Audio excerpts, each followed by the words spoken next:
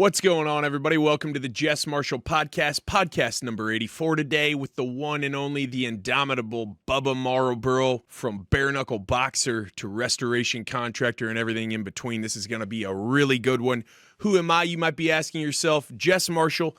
I'm a restoration contractor owner and a real estate investor. Got into the content game, especially the podcasting game, because I wanted to talk to other passionate DIY people who are living their lives to the fullest extent. I hope you enjoy this podcast. I think you will. Hey, what's going on, everybody? Welcome back to the JESS MARSHALL podcast. Wow. Mark that swipe. Bring it. What didn't you like about AccuLinks? I felt like it was too complex for what we were needing at the time. I don't like how they're always trying to upsell you. Yes. And I've used AccuLinks from the beginning. Yeah. And they are the OG for a reason. But I don't need your bolt-on CRM. That's right. I'm going to text out of here and we're going to charge you $1 for that. Fuck that shit, bro. I don't need any of that. Also, get me an aerial measurement. That's right. Like, why haven't they invested in that? Exactly. So RoofLink they do a lot, right? They'll give you they'll get you your roof measurement, your diagram. They'll get you a weather map, a full takeoff. Yes. So that your material order is just a push of a button. Push of a damn button, bro. And then you can go in there, right? And this is a free plug for you, Jake Bryden. I've tried to get Jake on the show a couple times. He has his own plane. Oh. He's supposed to fly up here to Dallas. Let's go, Jake. Let's get this done. Make it happen, bro. You can put you can populate from your top. If you work with a couple suppliers to keep everybody competitive, right. You can populate all of their current pricing, because we all know some guys are charging more for shingles sometimes, some for they're all making it up somewhere. That's right. But I think the tough thing too is you kind of have to start with one or switch horses early in the game. That's because, dude, the data transfer over from one to the other has to all be humanly done. Yes, and it was a headache. The data transfer was a headache because we had compiled 400 plus leads from Hurricane Ida that we had to transfer over to RoofLink. And the RoofLink team, they charge you a setup fee and they'll do it all. But it was just got to a point where we had current clients that were needing us, and then they wasn't in the new RoofLink system. Yeah. AccuLinks done shut us down, and we had to go in and input it ourselves. And so my assistant, she was a G about it, man. She went in and did it. That's how you have to do it. Yeah, she went in and put in everything. Because I think you can have RoofLink do it, but I don't know how accurate they're going to be. Yeah. So right. if you had a project manager who say they had in their book of business like 300 contacts, that's right. Then maybe, they move on, or you have to terminate them, or they get hit by whatever. Game over. Those are all still of value to your business. That's right. You've got to put a new project manager on there. If the cell number is inaccurate or the email is inaccurate, which is just about a keystroke. That's right. That's almost a completely invaluable. They can go to the doorstep and say, either we've been here before or we're here to service your warranty, right? That's what we do. That's right. If a storm hits and I put your roof on, I'm there the next day to make sure that we're not in limbo on that warranty. That's right. The data capture side of, I don't think people understand the contracting thing, especially kids. We get young kids in there working for you who have kind of that scarcity mentality where That's they right. just want that money on Friday. They don't understand, man. If they'll stick it out and they'll build. That's right. And they got a long time, forecasted vision. That's right. Then maybe that lead didn't pay off, but it's going to. Especially if you arrived with intention, with energy, you brought value to the client. Maybe they had no damage, but you said, you know what? I got you in my system, and next time we get smoked with big wind or hail or a combo, I'll be back. That's right. That's exactly right. When you started when did you start contracting? Did my first job May 2021. Because we were talking. That's right. We talked a bunch of times that I was back and forth about it. Late spring, early. Yeah, you were thinking about coming here for a minute and working with me for a minute.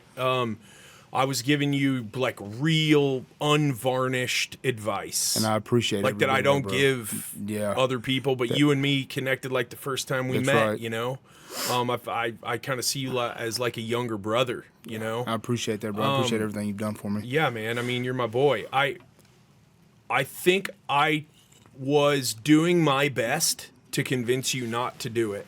Yeah. Because it's stressful. It was. How have you dealt with the were you, even with all of my cautionary tales, were you prepared for the amount of stress that this business can bring? I wasn't, man. I tell you what, after my bad. You're good. Hurricane Ida, man, that was my first big hurricane. That was my first real big storm.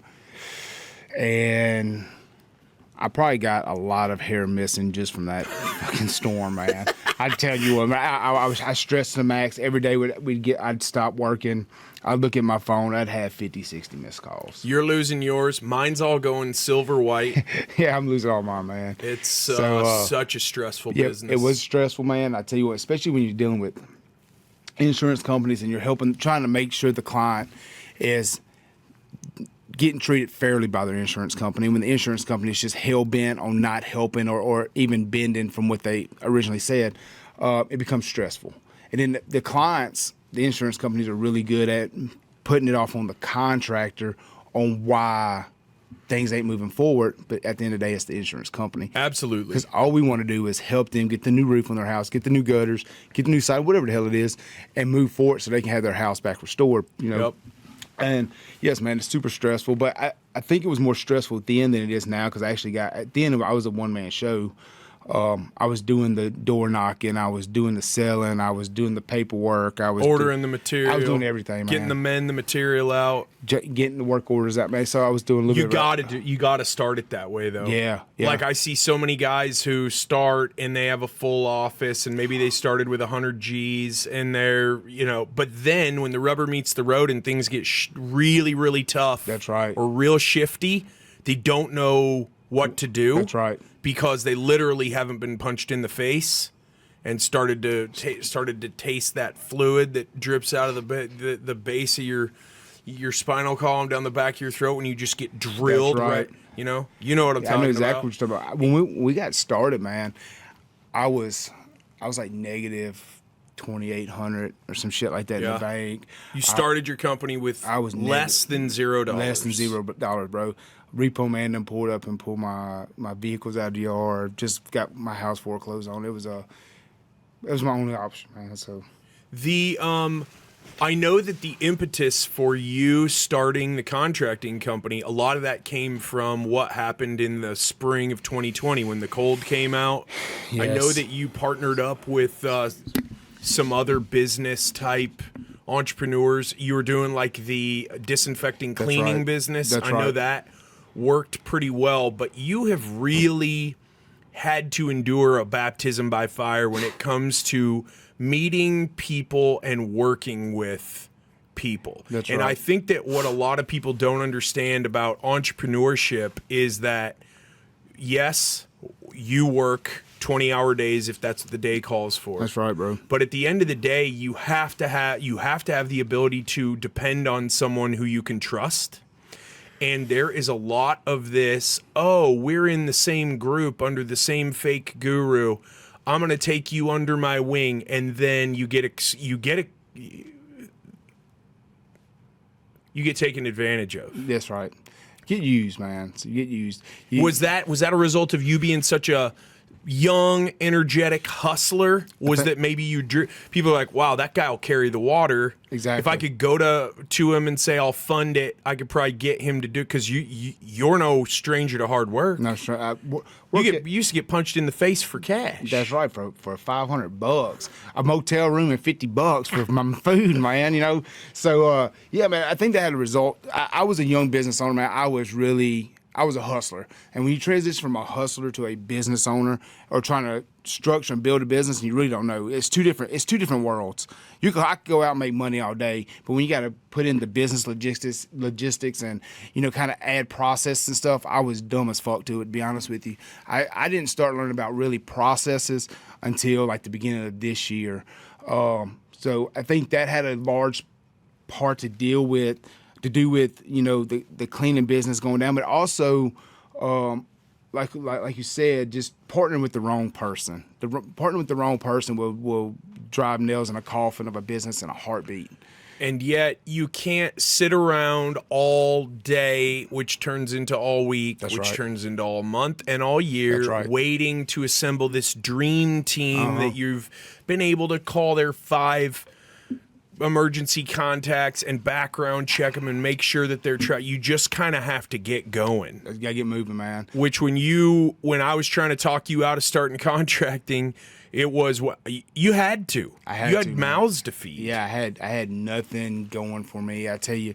So the end of 2020, beginning of 2021, it's kind of like was that transitional period where we all know how COVID played out. Had a COVID cleaning business, so obviously shit started to fall downhill, and we started getting the letters in the mail from the bank.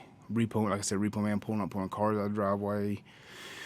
And honestly, I was so juvenile to the business side of things that I really thought that cleaning business was going to take me out of the rat race forever. I really did. I was so juvenile to it. And I realized, and looking back now, it was a blessing because it pushed me back into the plants for a short period of time to where I had to go back to California and work for like 7 or 8 weeks to make some money just to kind of keep going. But I told myself, before that, I worked for a little outfit out of Louisiana, door knocking for a company out of Louisiana. I knew the sales manager. He's like, come on, just come work with me. Well, I knocked this door, gave a dude an estimate. And this is where everything comes full circle for me, man, because I almost gave this job away to another contractor because I was scared to pull the trigger on starting my own company. Came back from California in April, come to an event here in Dallas, went back home, networked with a few roofers there, and they're like, yeah, just go for it, bro, just go for it. I got the call from the dude I gave that estimate to. He said, hey, man, I got, this is Marcus. I just want to know, can you do this roof for the same price? I didn't know if I could or if I couldn't. I said, yeah, I can. I said, I could do it, bro. So after I told him I could do it, I started looking for crews. I didn't know I knew some buddies of mine that had a storm restoration company. I reached out to them. They gave me a guy's number for a crew. I went sat down with them. I almost gave them the fucking job. Like I almost handed it over to them for a $500 referral fee because I was scared to death to get started. Well, I didn't, and if I would have, I wouldn't be sitting here today. What were you scared of?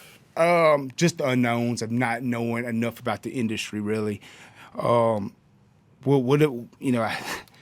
It's probably bad to say, but I had no insurance. I had I had nothing. I had a guy that wanted a roof, and I just got started.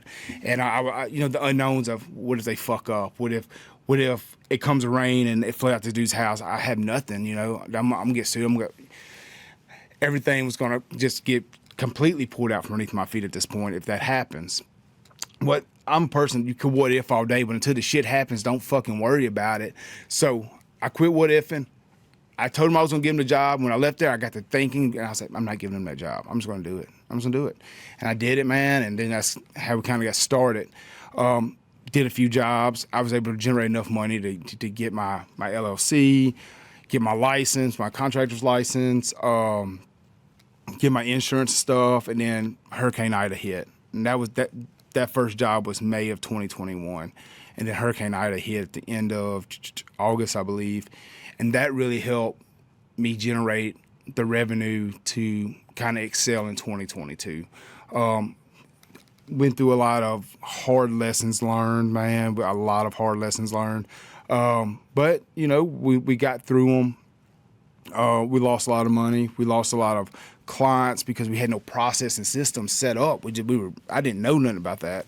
I didn't have an assistant in taking my calls, So going into 2022, I was like, shit just got to be different. Go through this year, we did pretty well this year, especially with the market we're in. And then going into 2023, we learned from a lot of mistakes and lessons in 2022. We're like, okay, let's just keep growing. Let's just fix this shit and keep moving forward. Where did you grow up? Western Mississippi. And when you were growing up, what was your home life like? Man, so I lived with my grandparents. I was on a farm. My grandpa really showed me a really stern work ethic, man. If it wasn't for him, I don't know where the fuck I'd be. Because my other siblings, they grew up they never lived with my grandparents. They lived in a different environment. My older brother lived with our dad a lot, and then lived with my mom a lot. And it just wasn't bred into the minds that they just had to work hard. My grandpa, he was a hard worker, man. And if it wasn't for him, I wouldn't have the work ethic I have. When you you got yourself through high school, Got through high school. you did you have eyes on I want to be a business owner, I want to be an entrepreneur, or were you what were your goals or your passions or your interests as you started to round through your senior year of high school? Like, what am I going to do after high school? Yeah, so I didn't know. I just know I had to get a job. Like, that's just what we're taught in the public school systems.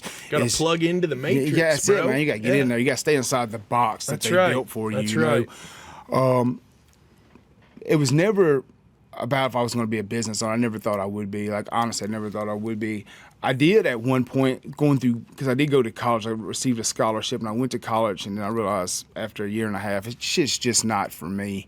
That I wanted to do something in my life, and I wanted to be known. Like, I just wanted to like leave the biggest footprint on this earth, and that came at a young age, at I'd say about 20, and that's kind of where I got into fighting. So I was like, man, this is really cool. I see all these names getting blowed up. The UFC, I didn't know shit about fighting. I mean, obviously fighting gravel pits and stuff, but I really didn't know much about like the true fight game of mixed martial arts. Found a gym, started training, and I was like, this is gonna be my ticket to get my name blowed up. Well, it did. In the state of Mississippi and Louisiana, everybody knew who I was when I was at the peak of my MMA career, and then that kind of fell off. I was going through a custody battle, and I was like, you know what? I got tired of running the rat race. That's where it happened. 2017 is the year that I decided I need to be a business owner. When you're running around taking these fights, were you promoting yourself? I had to promote myself, man. Promoting yourself, scheduling your own bouts, training on your own dime, scrounging up what? Sponsorships here and there if you could. I had pretty good sponsors, man. I still good friends with just every one of them today. Sponsorships, man. I was a bouncer, bar back. I did everything. I hustled, bro, to make money. I worked little outages at paper mills as a Boilermaker to make I'd go work for a 7 to 10 day outage, make enough money to hold me over for another couple months. I was a bouncer and a bar back at a local bar. And that's kind of how I scrounged through my amateur career, and then went into a pro career. And then I got to a point where it was hard to find people to train with consistently. So it started showing into my fighting. I went from undefeated to I'd win a fight, I'd lose a fight, win a fight, lose a fight, win a fight, lose a fight. And it played out that way because there was no more consistent training. I had no more consistent training partners. That was the time I moved down and started training on the coast with Alan. Was when my fight team that I was currently with they just lost the passion, they lost the fire. I never did. I even still got the fire to this day. Like I mentioned, to take a fight this year, get my weight down. I'm looking to take a fight this year because I got the itch back. Let's go. 2020 I broke my hand. I used it as a crutch, not to then we went through our financial transition. 2021. Obviously started building the company. This past year we started trying to scale the company. So I just been really pouring a lot of time, money, and energy into that. And I didn't want to waste any of that going to the gym. That's kind of like why my fitness has kind of declined a little bit. So 2023 is gonna be the year, man. We're gonna make big shit happen this year. We're gonna get back in the ring, get up with Nate Shook with BKFC, so we can get back in the ring by the end of the year, and hopefully get the ball rolling in that aspect, get my health and fitness back in check, and then kind of get my company to where I need to get by the end of the year. When you're getting ready for a fight, what's the closest succession you had between fights? Like, would you fight once a week? Would you fight once a month? Once every 3 months? Yeah. So I would, when I was an amateur, I was fighting like once every month to 2 months, and then when I went into a pro, once you go pro from amateur to pro, your record kind of starts over. So it's kind of like when you go from being a teenager to an adult, your record kind of starts over. Yeah. So when I went pro, I was like, all right, I got to be a little more adamant about the fights I take, because if not, if I go on a big losing streak, I'm just gonna fuck up my pro record, and it's not a good look for you. If you go 3 fights, 4 fights, on a losing streak, and you win 2 fights and your record's like 2-4, it's not a good look for you as a fighter, and I never wanted that. But like I said, the pattern I was going down with the inconsistent training partners, it started taking that toll where it was win a fight, lose a fight, win a fight. And right now I'm in the negative right now, so I gotta get back in there and get this shit back broke even, and kind of get that motherfucker back up on top, because I'm not. It don't sit well with me when I look at my record. It don't sit well with me. Explain how addicting it is, that adrenaline on your, as you ramp through your camp up to fight night. The just the couple of days before, are we talking butterflies in the stomach, tough to sleep, so excited? Yes. And then is there also just that little bit of fear of the unknown, even though you're prepared? Or were you so ready to roll that it was mostly just, I just want to stomp a mud hole? Yeah. No fear, but definitely got a lot of stoked excitement. Yeah, you ever snorted coke off a stripper's ass? No, I have not. Okay, it's kind of like that, but no. Sohail might make a drop out of that one. No, cocaine and the booze together. Yeah. So no, it's a little bit of it all. Nerves, excitement. I've always been really confident in my fighting ability. I never focused on my opponents. I never watched any of their film. I never did any of that. I let my coaches and my trainers do that. They come up with the game plan. I train the game plan. And that was it. Going in, the unknown is always nerve-wracking. Like, you don't know. You don't know what they're going to do. You don't know what they're going to do, because I never watched the videos. I just knew what I had to train for.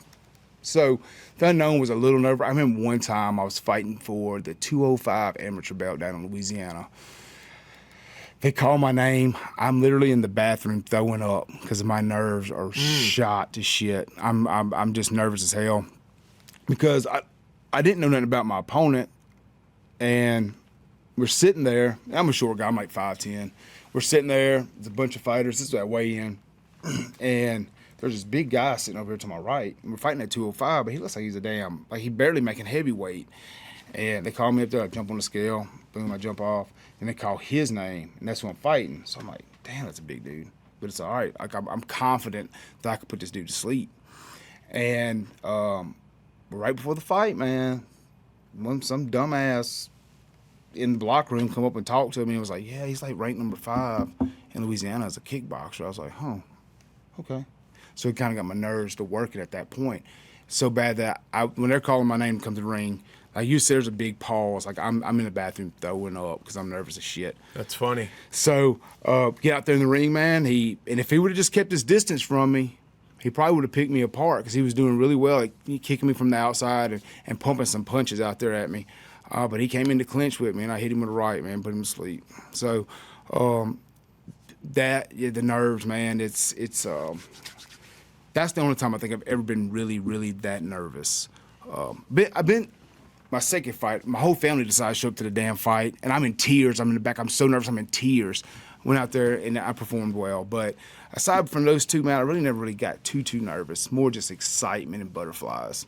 What got you into it? Just that you're looking around, you're seeing that the MMA scene was burgeoning, it was starting to really jump off, and you were like, I can do that. Yep. Was it?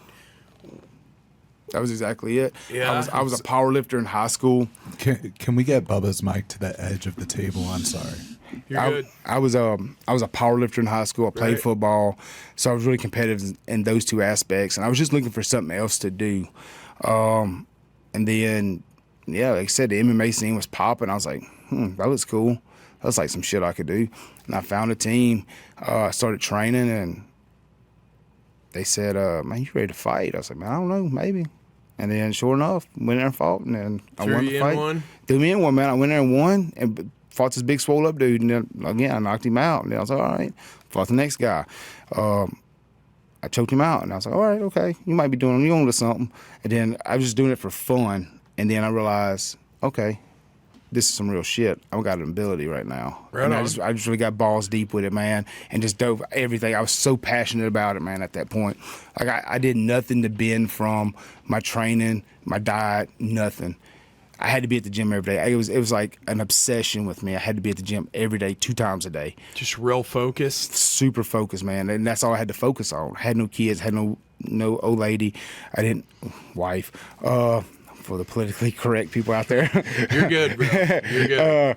So, none of that. I had me. to worry about. And like I said, my job at the time, I was just a bouncer. I was a bar back. I was just hustling to make money. I'd work a shutdown from time to time at a paper mill.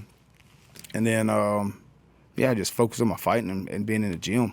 In 2017, when you were like, hey, I gotta go at entrepreneurship. Yep. What was it that lit that flame? So you see a video somewhere, you see something on social media, was there someone around you in your town doing something? You're like, whoa, if they can do it, I can do it. What was it that got the ball rolling? So I was working turnarounds at refineries, and when you work a turnaround, you basically you're gone for lengthy periods of time. They shut down parts of refineries and chemical plants or paper mills, and you go in and do maintenance on it.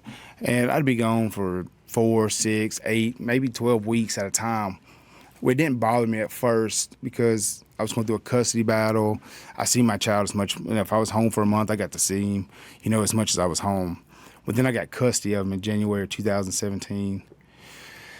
And then I was like, all right, still working turnarounds. And then March of 2017, I found out I had my second one on the way. And I was like, this is I gotta be home with my kids. And that's what really sparked it for me. So I reached out to Alan, actually, and I was tossing around some ideas with him because I knew he was kind of in the entrepreneur space. He's the only one my mentor that I had at that time. And he was like, man, just look up this guy. I'm going to plug him, Cody Sperber. He said, look him up.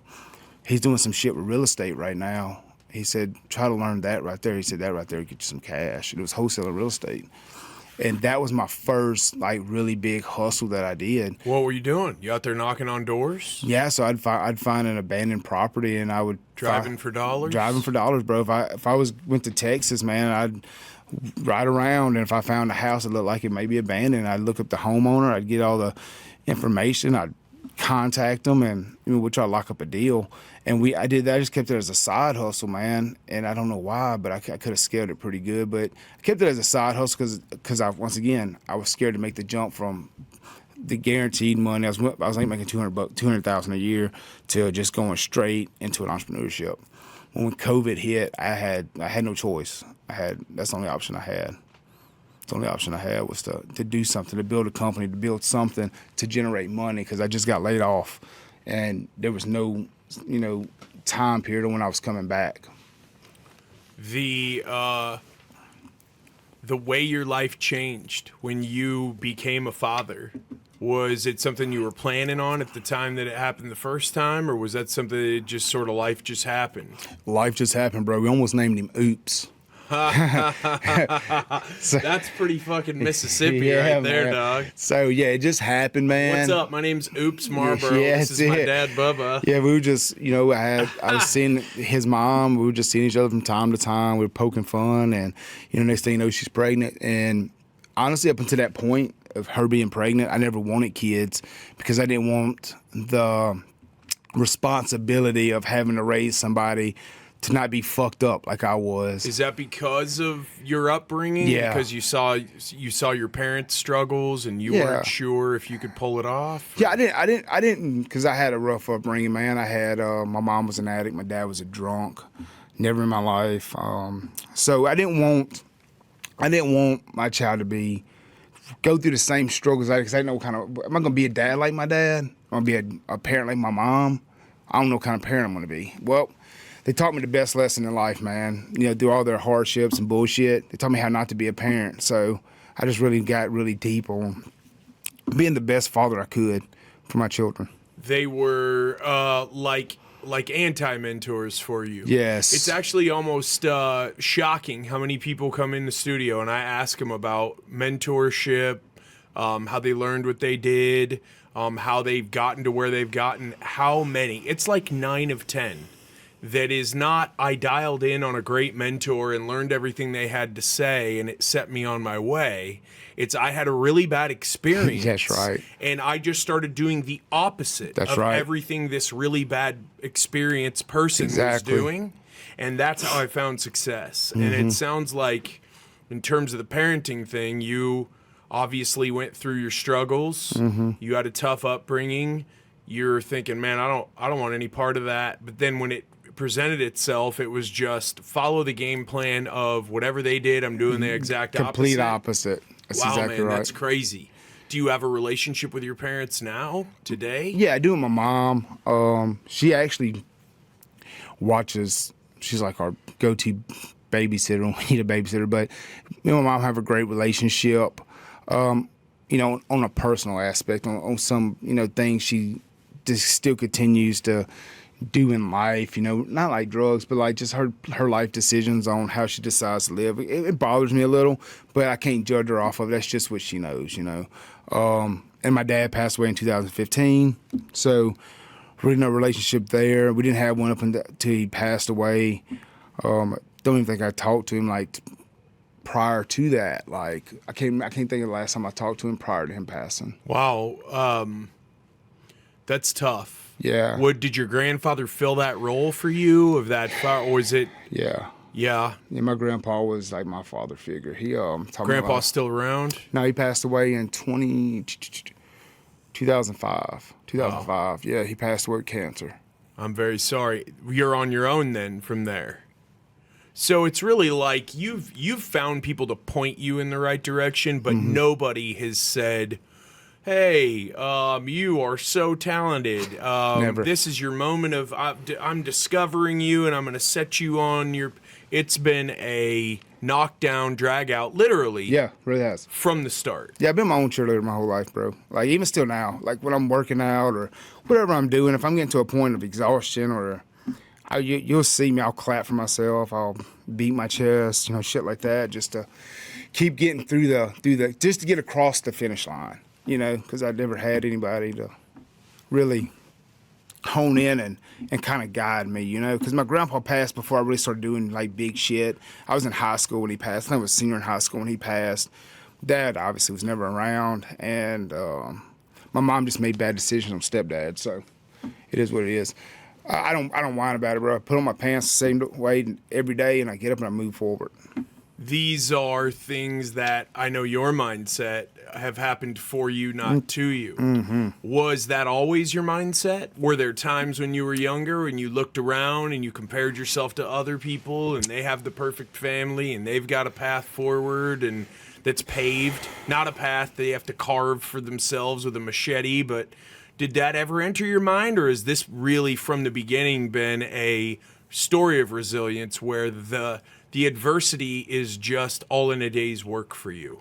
Yeah, I think just because I never wanted certain things. Like I guess the adversity just it just embodied me, man. I could just overcome things. I remember as a child, I was like in the 5th grade. I remember this because I remember we were living when I said it. And I was like, I just didn't understand why my dad didn't want me. And so I at that moment, I was like, shit, if he don't fucking want me, I'll want me. And I started living life for myself at that point because I felt like if the man that helped create me couldn't help guide me, then I had to figure it out on my own, then I didn't need nobody else. And that's how I live life. I didn't need nobody. Even still this day, like I have friends, but I don't need them. I feel like I can get through whatever bullshit that comes my way. I can get through it on my own without somebody holding my hand through it. It might be a long journey to get through it, but I'll get through the shit eventually. You don't need anybody to text you in the morning to check up on you to see if you're up and out of bed. That's right. I'm up, put my pants on, my nose to the ground every fucking day. Do you think your dad really didn't want you, or do you think he just succumbed to his demons? I don't know, man, to be honest with you. I know, so I got an older brother, so me and my older brother are the only biological kids my mom has, and he would call my phone just to check on big boys. We call him Big Boy, my older brother. He would call my phone just to check on Big Boy, and never would bother to ask me how I was doing or anything. So that kind of shit sucked, man. But looking back on it, I'm really grateful for it. Were you guys similar in personality? No, me and Big Boy's night and day. Were you and your dad similar in personality? I don't know, man. Because you never got to know him. No, I don't know, man. I could think, like thinking back, I think I could remember like 5 times I recall spending time with him. Do you know what his relationship with his father was like? Close, a lot close, because he didn't move out of their house. He was like 40. you know. So he lived with my grandparents up until he was like a grown-ass man, which was really weird thinking back on it. But, so he had a close relationship with his own parents, especially his father, but then it was almost as though he really didn't want anything to do with you. Yeah. So I had a closer relationship with my grandparents than my own dad. So it was really weird. But, you know, I don't let it hold me back in life. I let it like excel me forward, you know. Well, look, resilience is a hell of a life hack, right? It is. But you don't just wake up in the morning with calluses on your hands. No, you don't. You have to do hard work that hurts to build calluses. Resilience is the same way. You've got to go through shit over and over and do hard shit and be in the middle of stuff for a long time. Things that take months to get squared away. Where every day you have to think about it, sit with it, do your day, go to bed, get up in the morning. It's the first thing you think about it. You got to sit with it again. Again, bro. Resilience isn't free, man. That is a very expensive motherfucker to build. Resilience is. It's it, bro. It really is. And at some point, it became mentally taxating on me. It's just because I kept going through it. And like I said, I didn't need for any. I'm kind of a hermit. I don't talk to people about shit a lot. So after 35 years of that shit, it really added up and built up and started causing some mental health issues that, you know, I'm working through. But I keep telling myself that, you know, I'm stronger than this, you know. And I wake up each day and I tell myself, I look myself in the mirror every fucking morning. I'm the baddest motherfucker on this planet, and I just make the day happen. Make it happen, bro.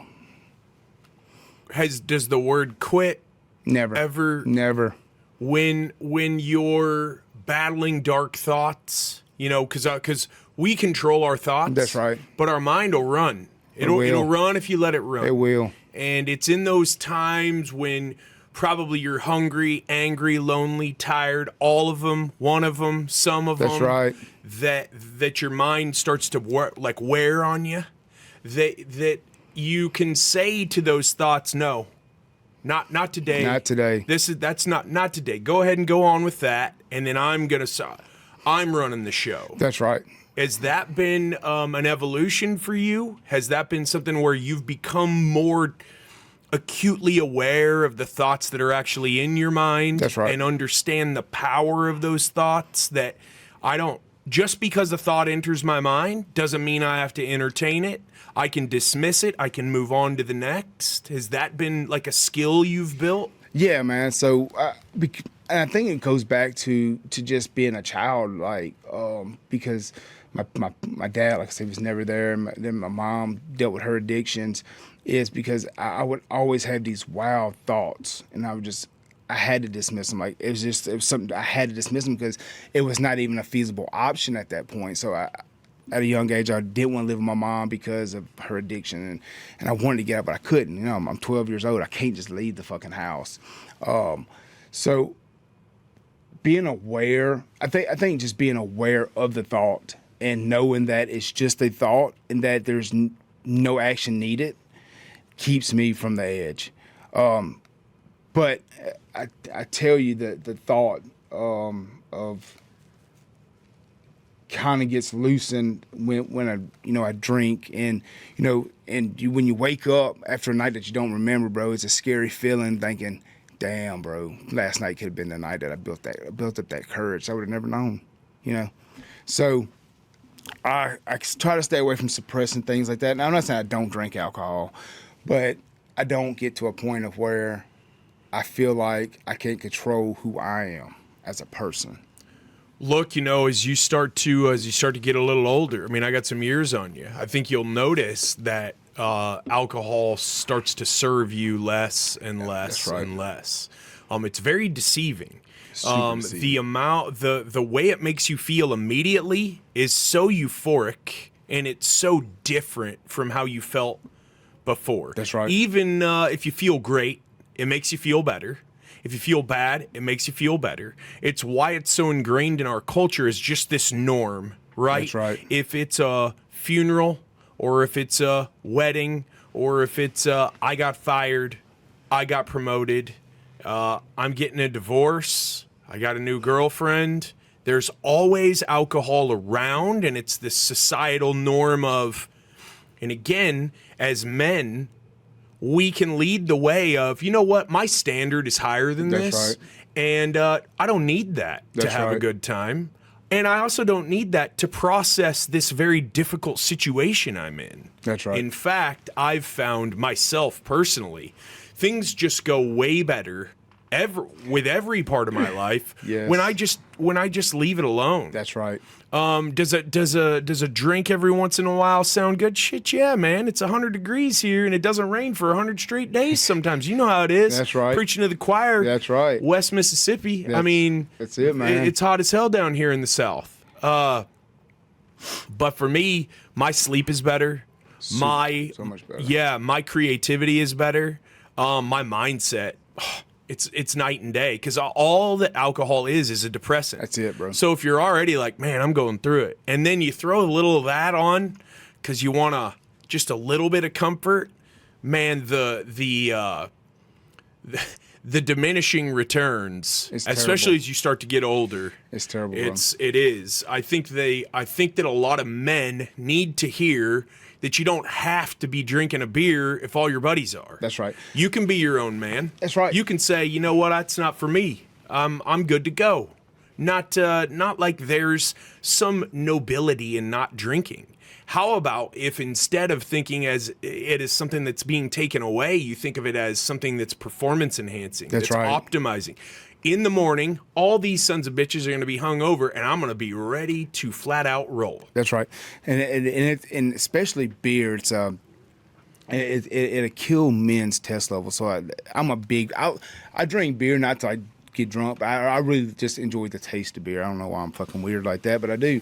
I like the way beer tastes. And you know, I've been on TRT since 2016, 2017, just from early stages of steroid use. I just fucked up my hormones, so I got to be on TRT probably the rest of my damn life. I don't know. But when I went to talk to my doctor, had some blow, he asked me if I drank a lot of beer. I said, yeah, man, actually I do. He's like, man, you need to quit that shit. Yeah. He said, he said, you take a shot, it's like, you're basically doing nothing. He says, it's just killing your test levels. Yep. That's okay. So we started shooting tequila.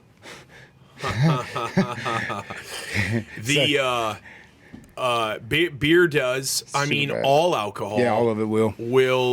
It just shoots shoots all your hormone levels right in the foot. That's right.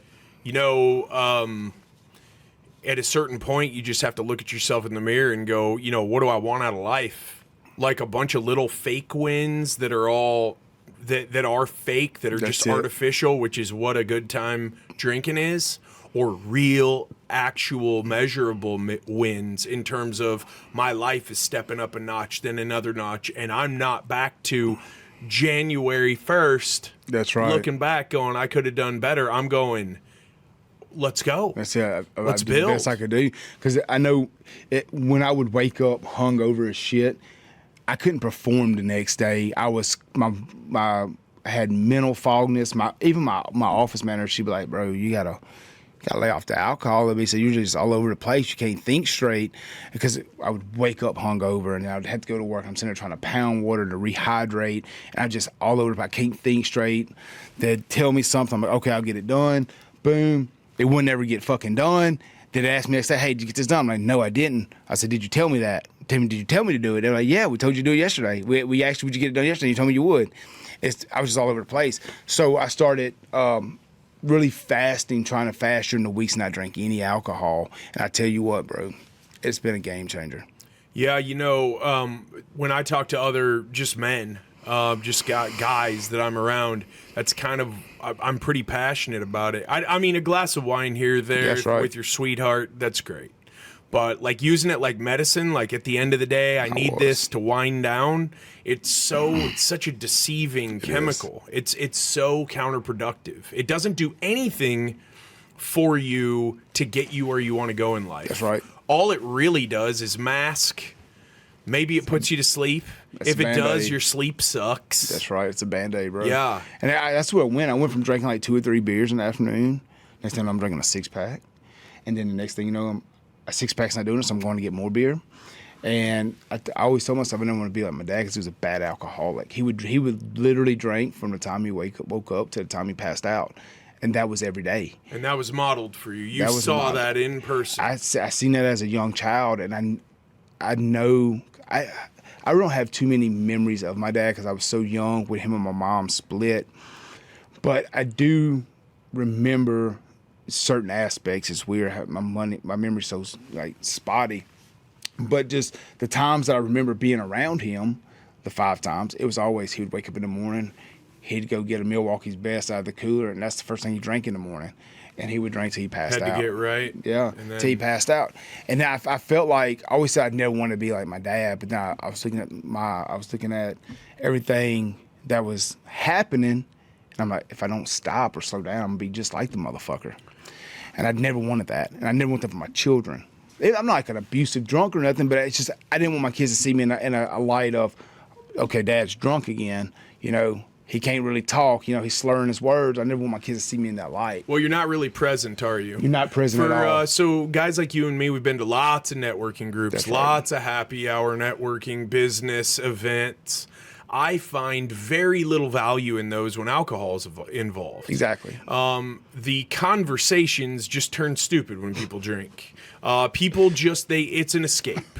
And I'm not saying if it's your jam and you can manage it and you're living a kick-ass life and getting drunk a few times a week, fucking go for it. That's bro. awesome. I don't know anybody like that.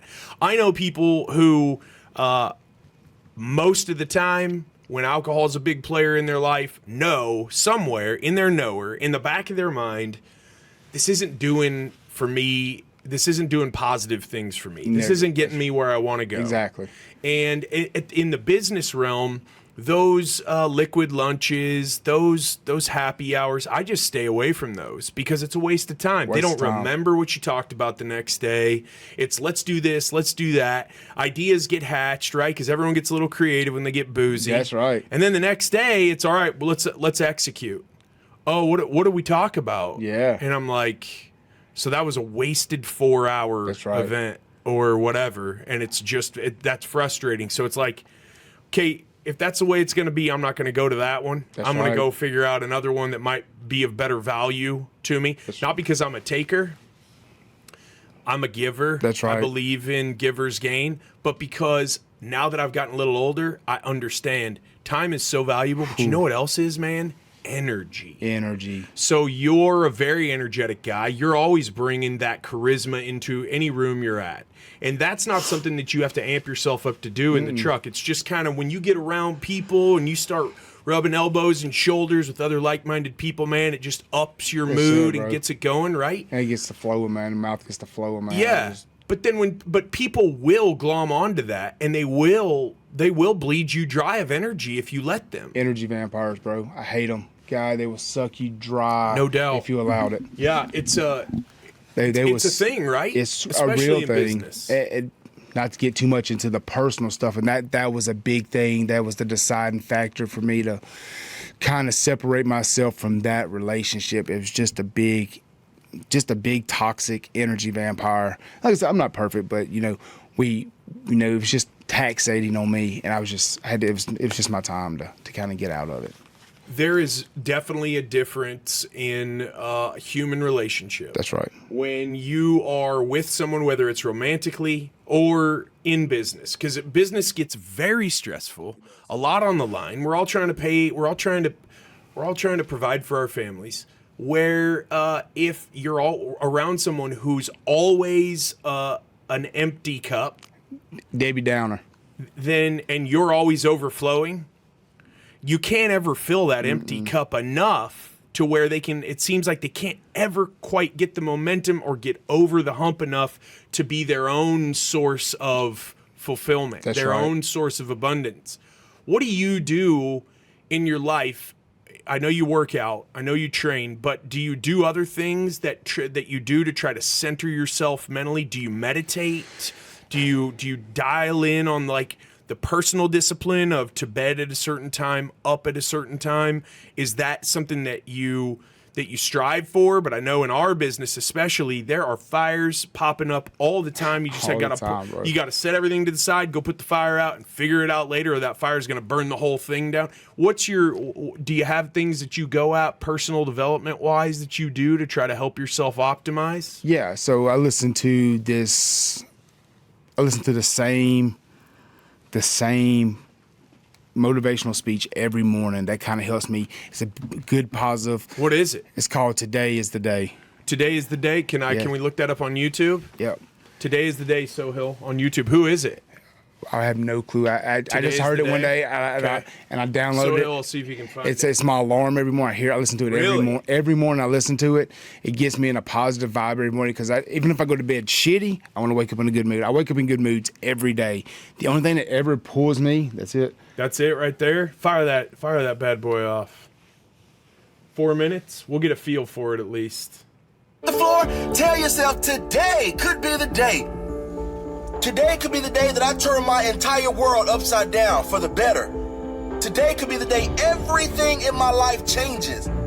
Today is the day I take all things in my life to another level.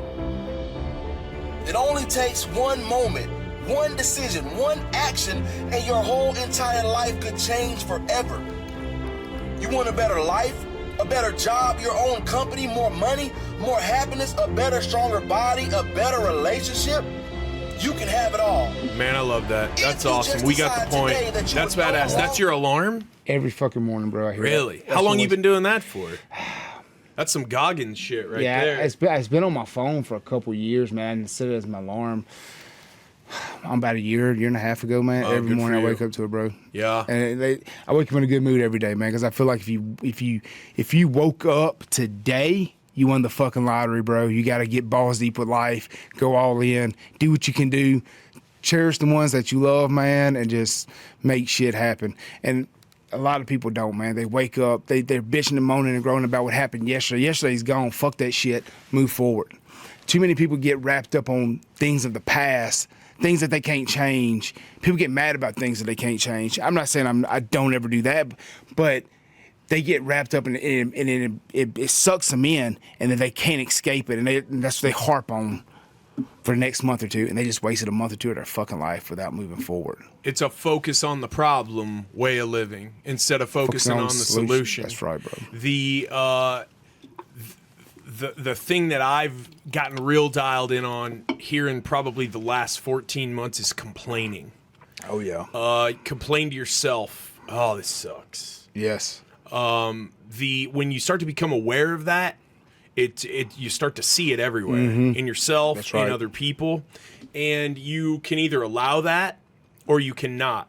When you put those vibes out, those negative vibes out, you're saying something if you say it out of your own mouth, but your ears hear it. That's it, bro. And your subconscious doesn't realize you said it. That's it's right. hearing it. It's negativity. It gets back inside of you.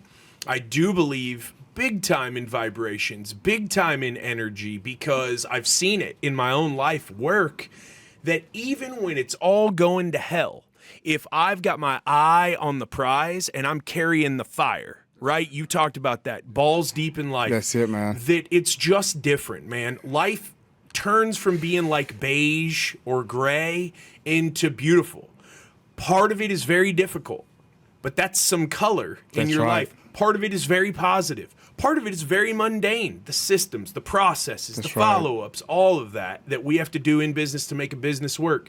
But the color that life takes on when the mindset changes, it's like you're in a game. It's like you know you're in a game. It's like you know you're in a simulation. That's right.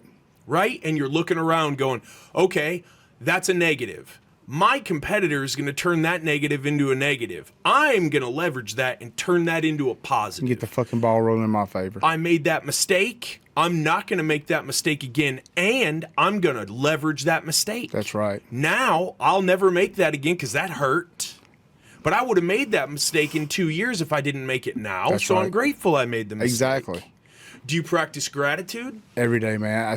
Let me take it back. Let's say not every day.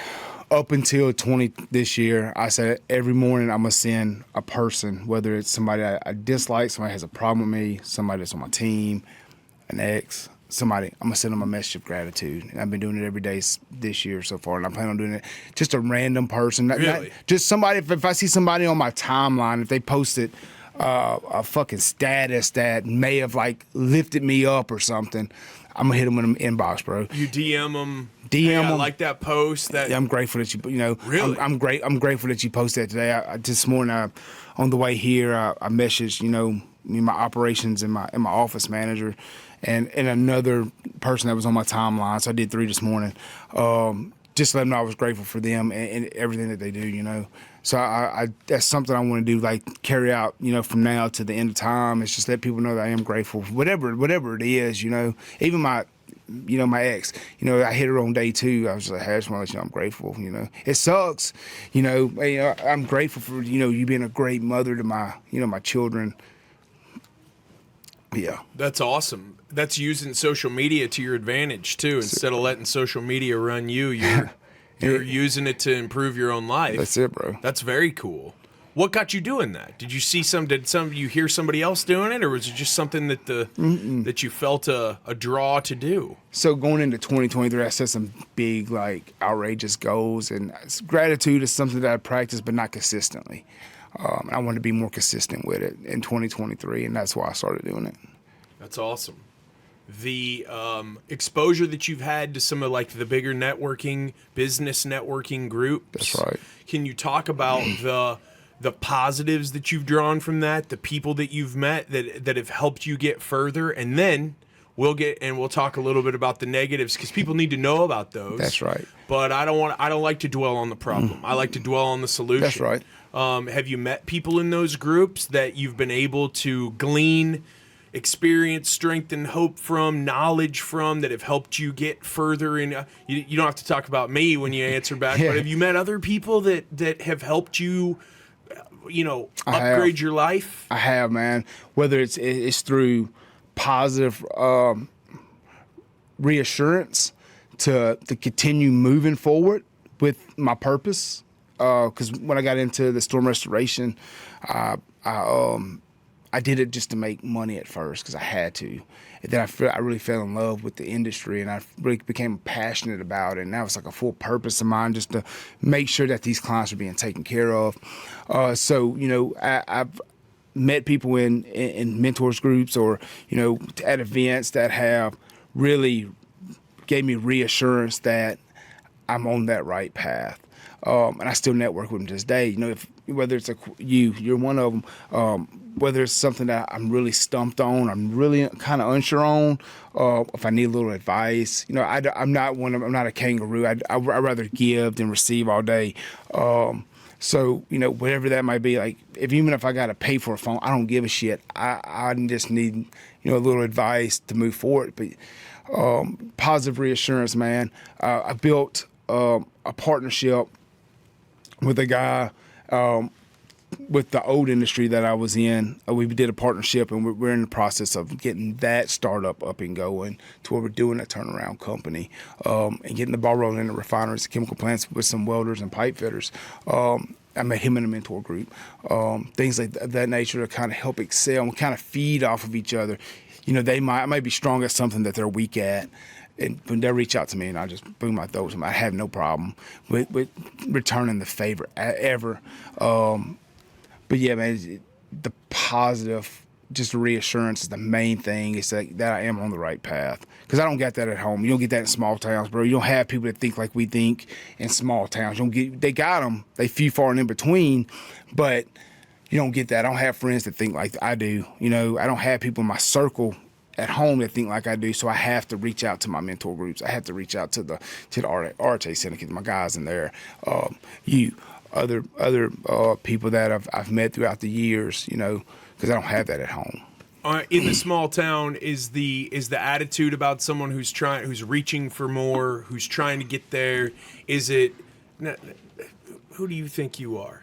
Yeah. Or what's wrong with this? Yeah. This isn't good enough for you? Yeah. You want more than this? Why is that? It's good enough for everybody else. What, are Yeah. you ungrateful? Yeah. Is that the attitude? That's the exact attitude, bro. I can't tell how many times I've been called Tony Robbins.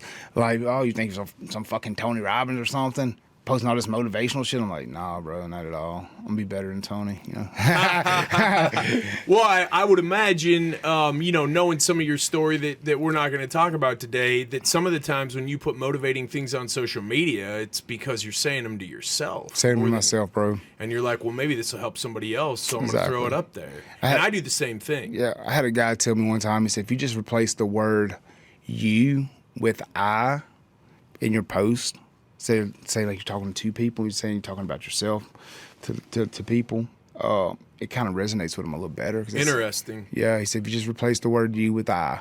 I like we too. Is that we? I like we. Just because I'm so dialed in on team. That's right. Because there's definitely there's something to be said for winning, for going in the ring alone. It sucks. The corner man, he's gonna help between rounds, but you're in there alone by yourself. Yeah, and the sun rises and sets with you and your effort. You're gonna lose alone, you're gonna win alone.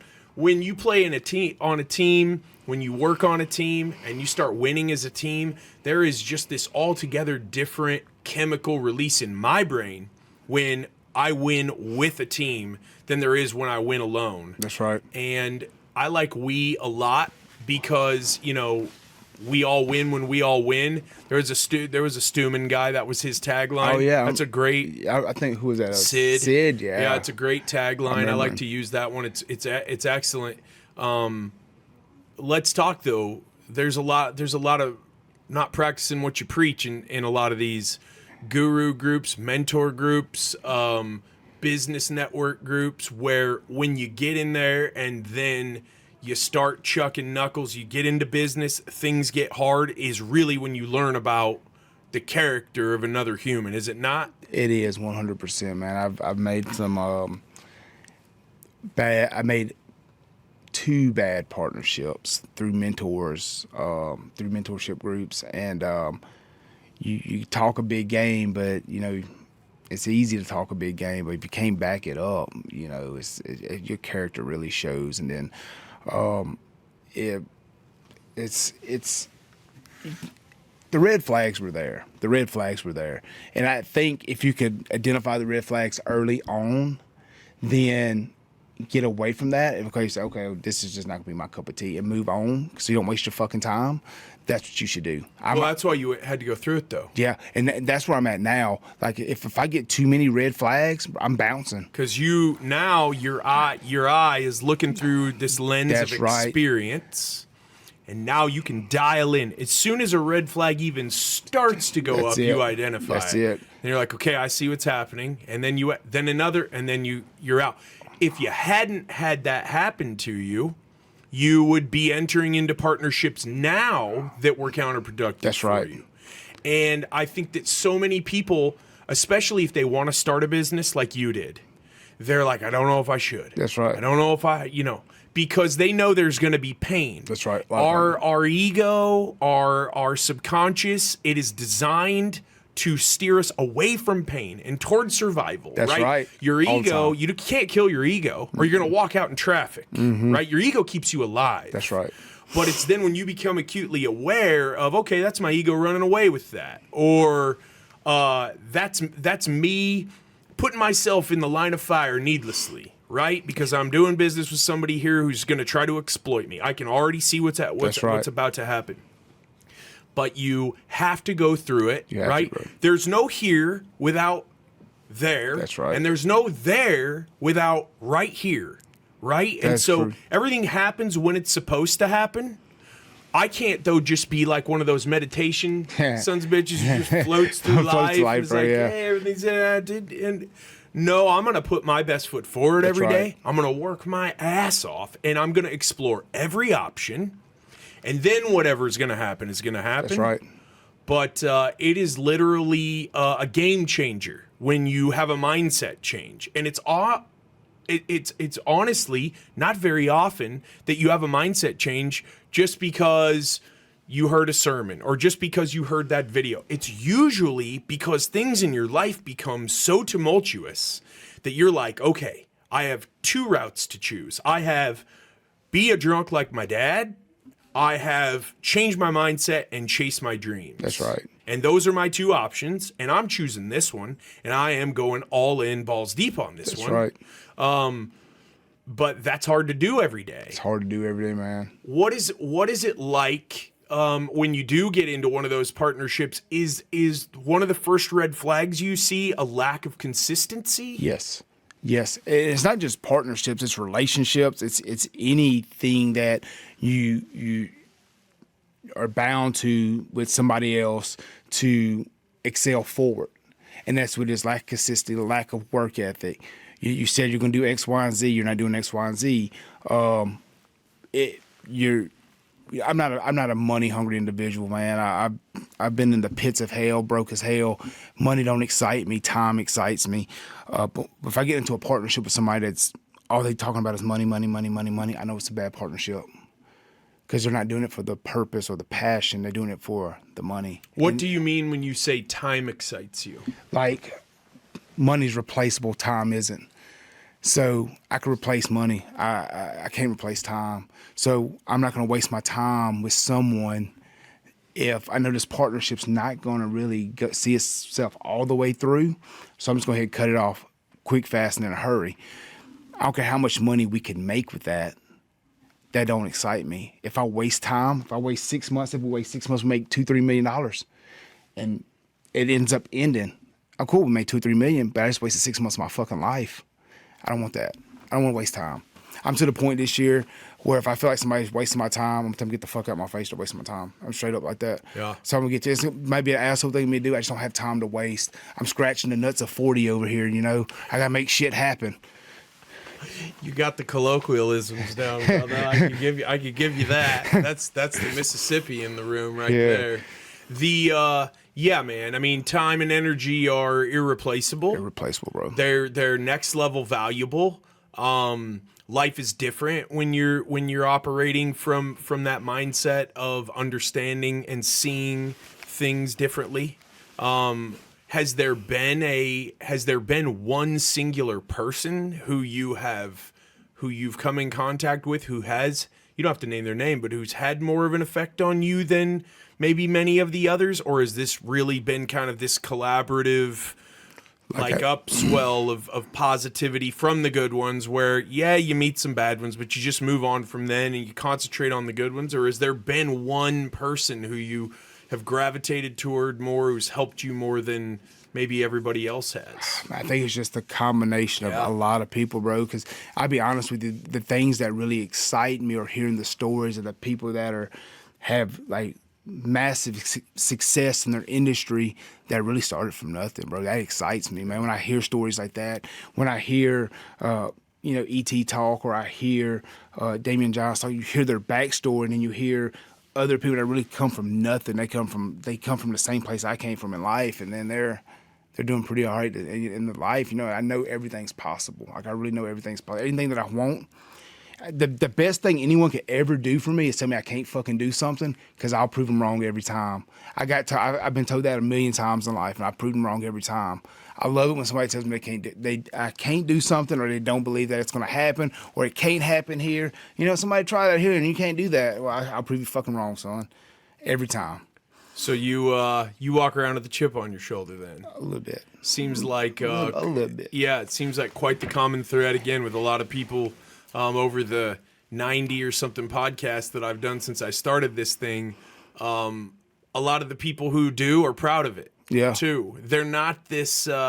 It's this weird woke. It's not spiritual to have a chip on your shoulder. You got to forgive and float through. And I'm sorry, but Michael Jordan built a career on getting cut, right? That's when he was right. a freshman. Tom Brady's built a career on getting drafted wherever he got drafted. That's right.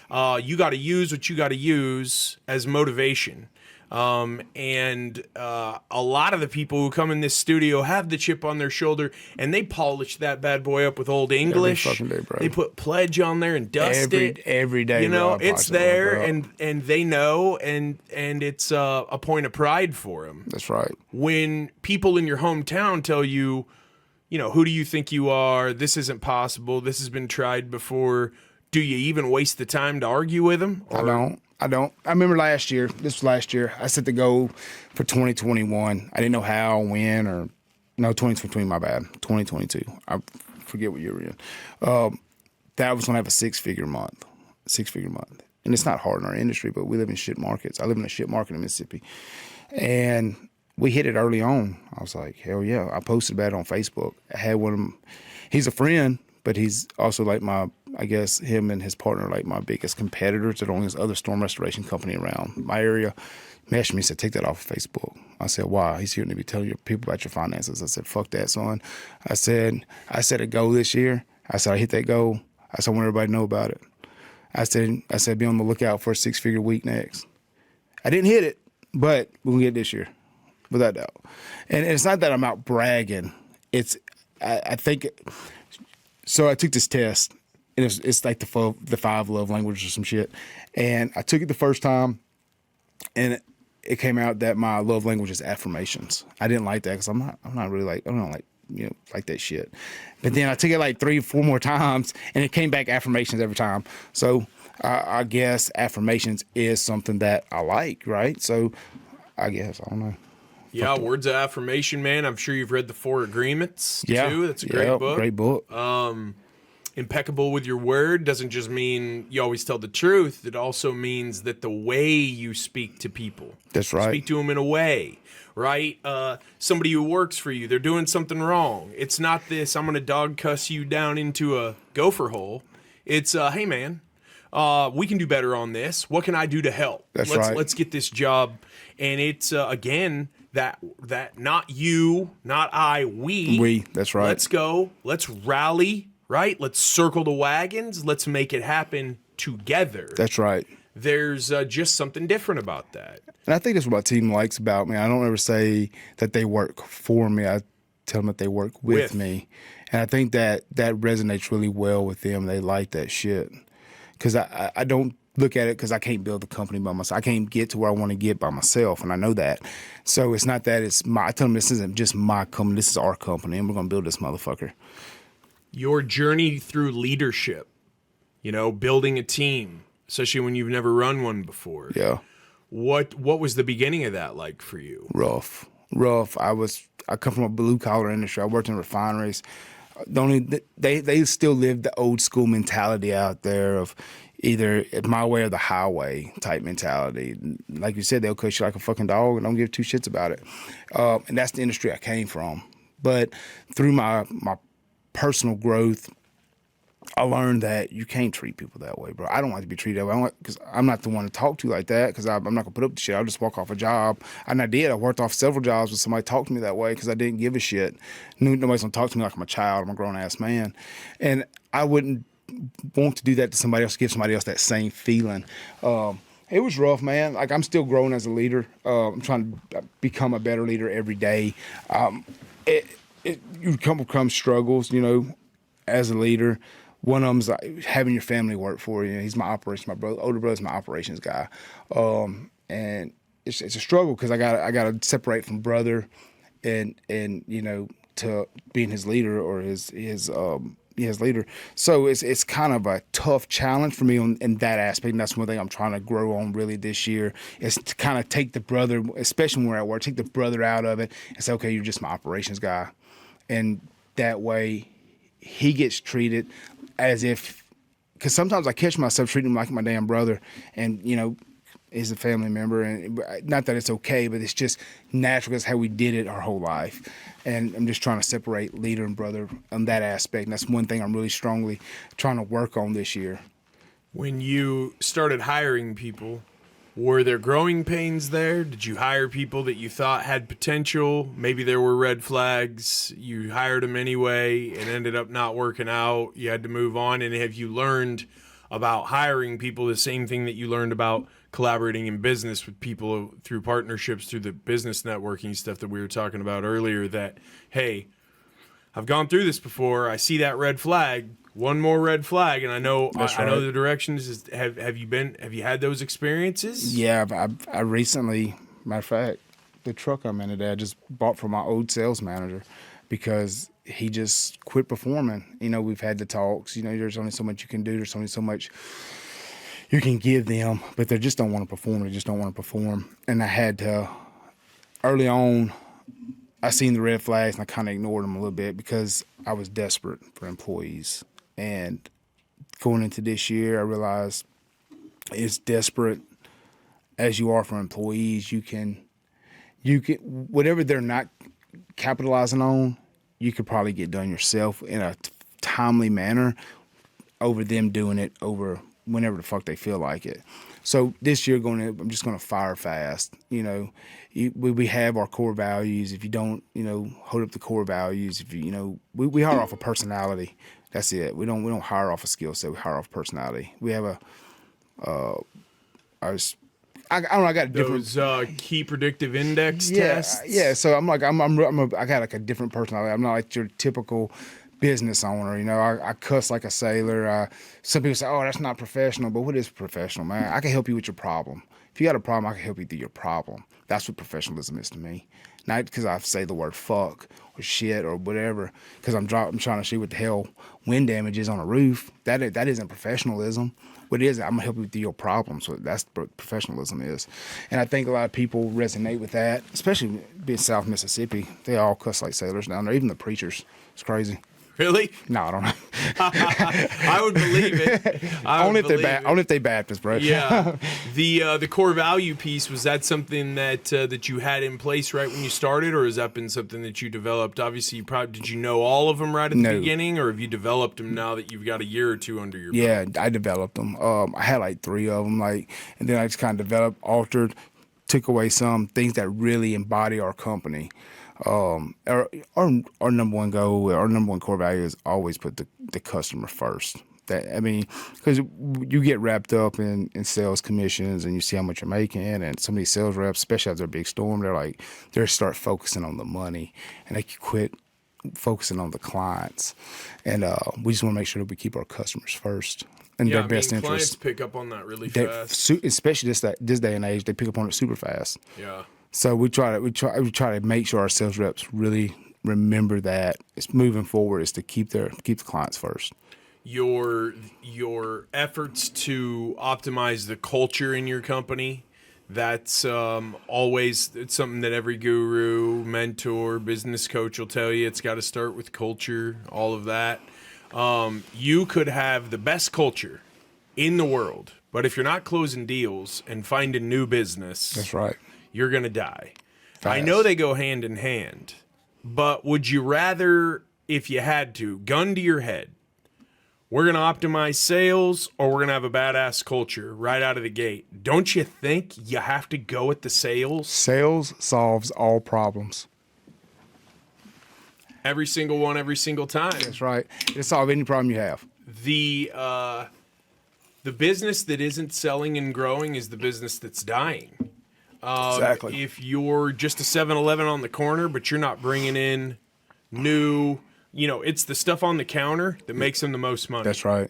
If you're not bringing in new stuff there, making new partnerships there, making extra, making sure you're tidying up the place, making sure that it looks nice and it's presentable and it's welcoming, even though that's just a cash flow business where their margins are tiny. Or if you're in a business like contracting, you've always got to be beating the bushes. That's right. Pounding the pavement, finding the new projects. If you're not dialed in on sales, I don't know if you can survive in this day and age. You can't. Because everyone we're competing against is concentrating on that front end so much that often the deliverables on the back end are not what they should be. That's right.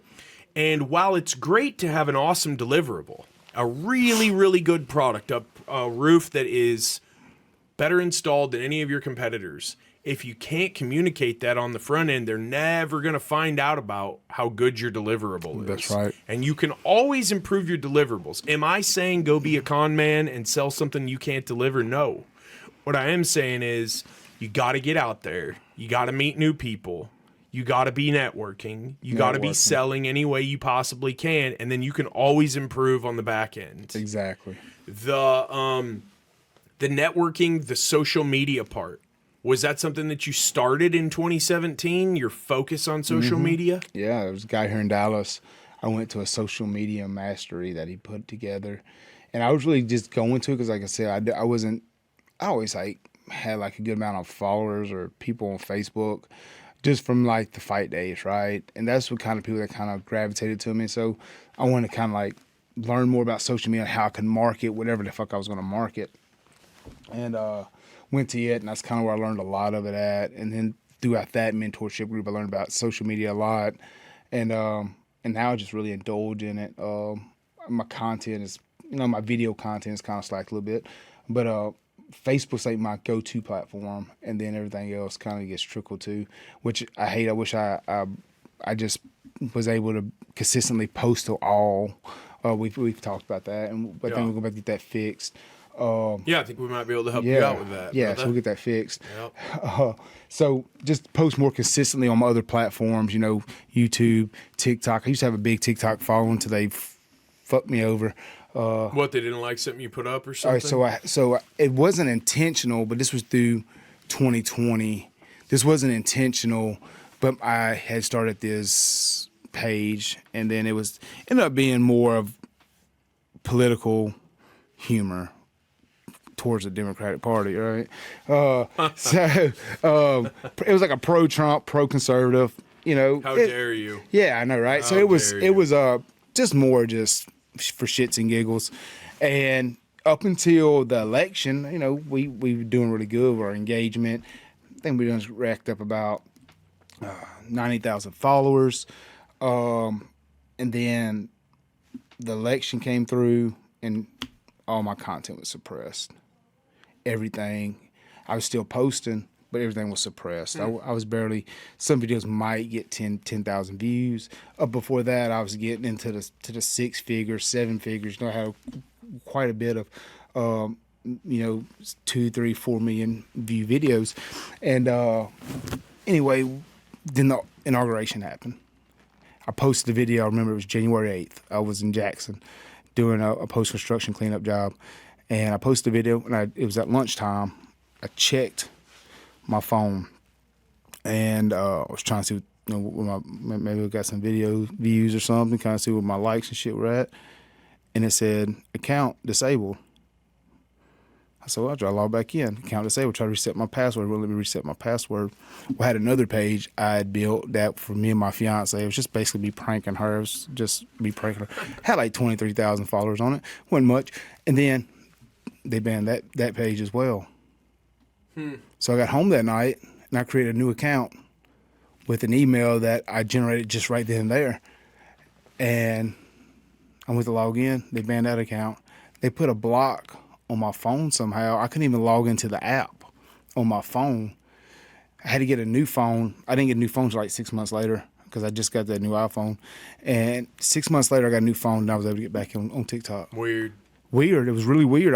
Any account that I created like 5 or 6 different accounts with new emails. I wouldn't even affiliate with the email that was tied to those 2 accounts that got banned, and I couldn't log. Every time I would log in, it instantly banned the account instantly. Hey, did you see any shadow banning or anything like that on Facebook at any point? Because I know you get pretty good engagement over there. Yeah, I get it from time to time. I think I'm up to my I think I just had my last 30-day ban.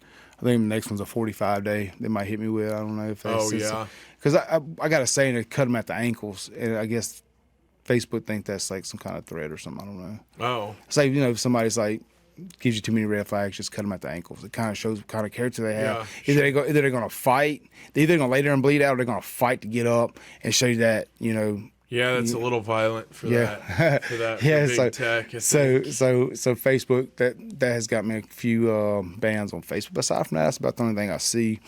So I try to watch what I say on Facebook. That's crazy. That's just an idiom. Cut them at the ankles. Yeah, cut them at the ankles and keep moving forward. That's what I tell them. Cut them at the ankles and keep moving forward. It's crazy they ban you for that. Yeah. I mean, I wonder if they'd ban you for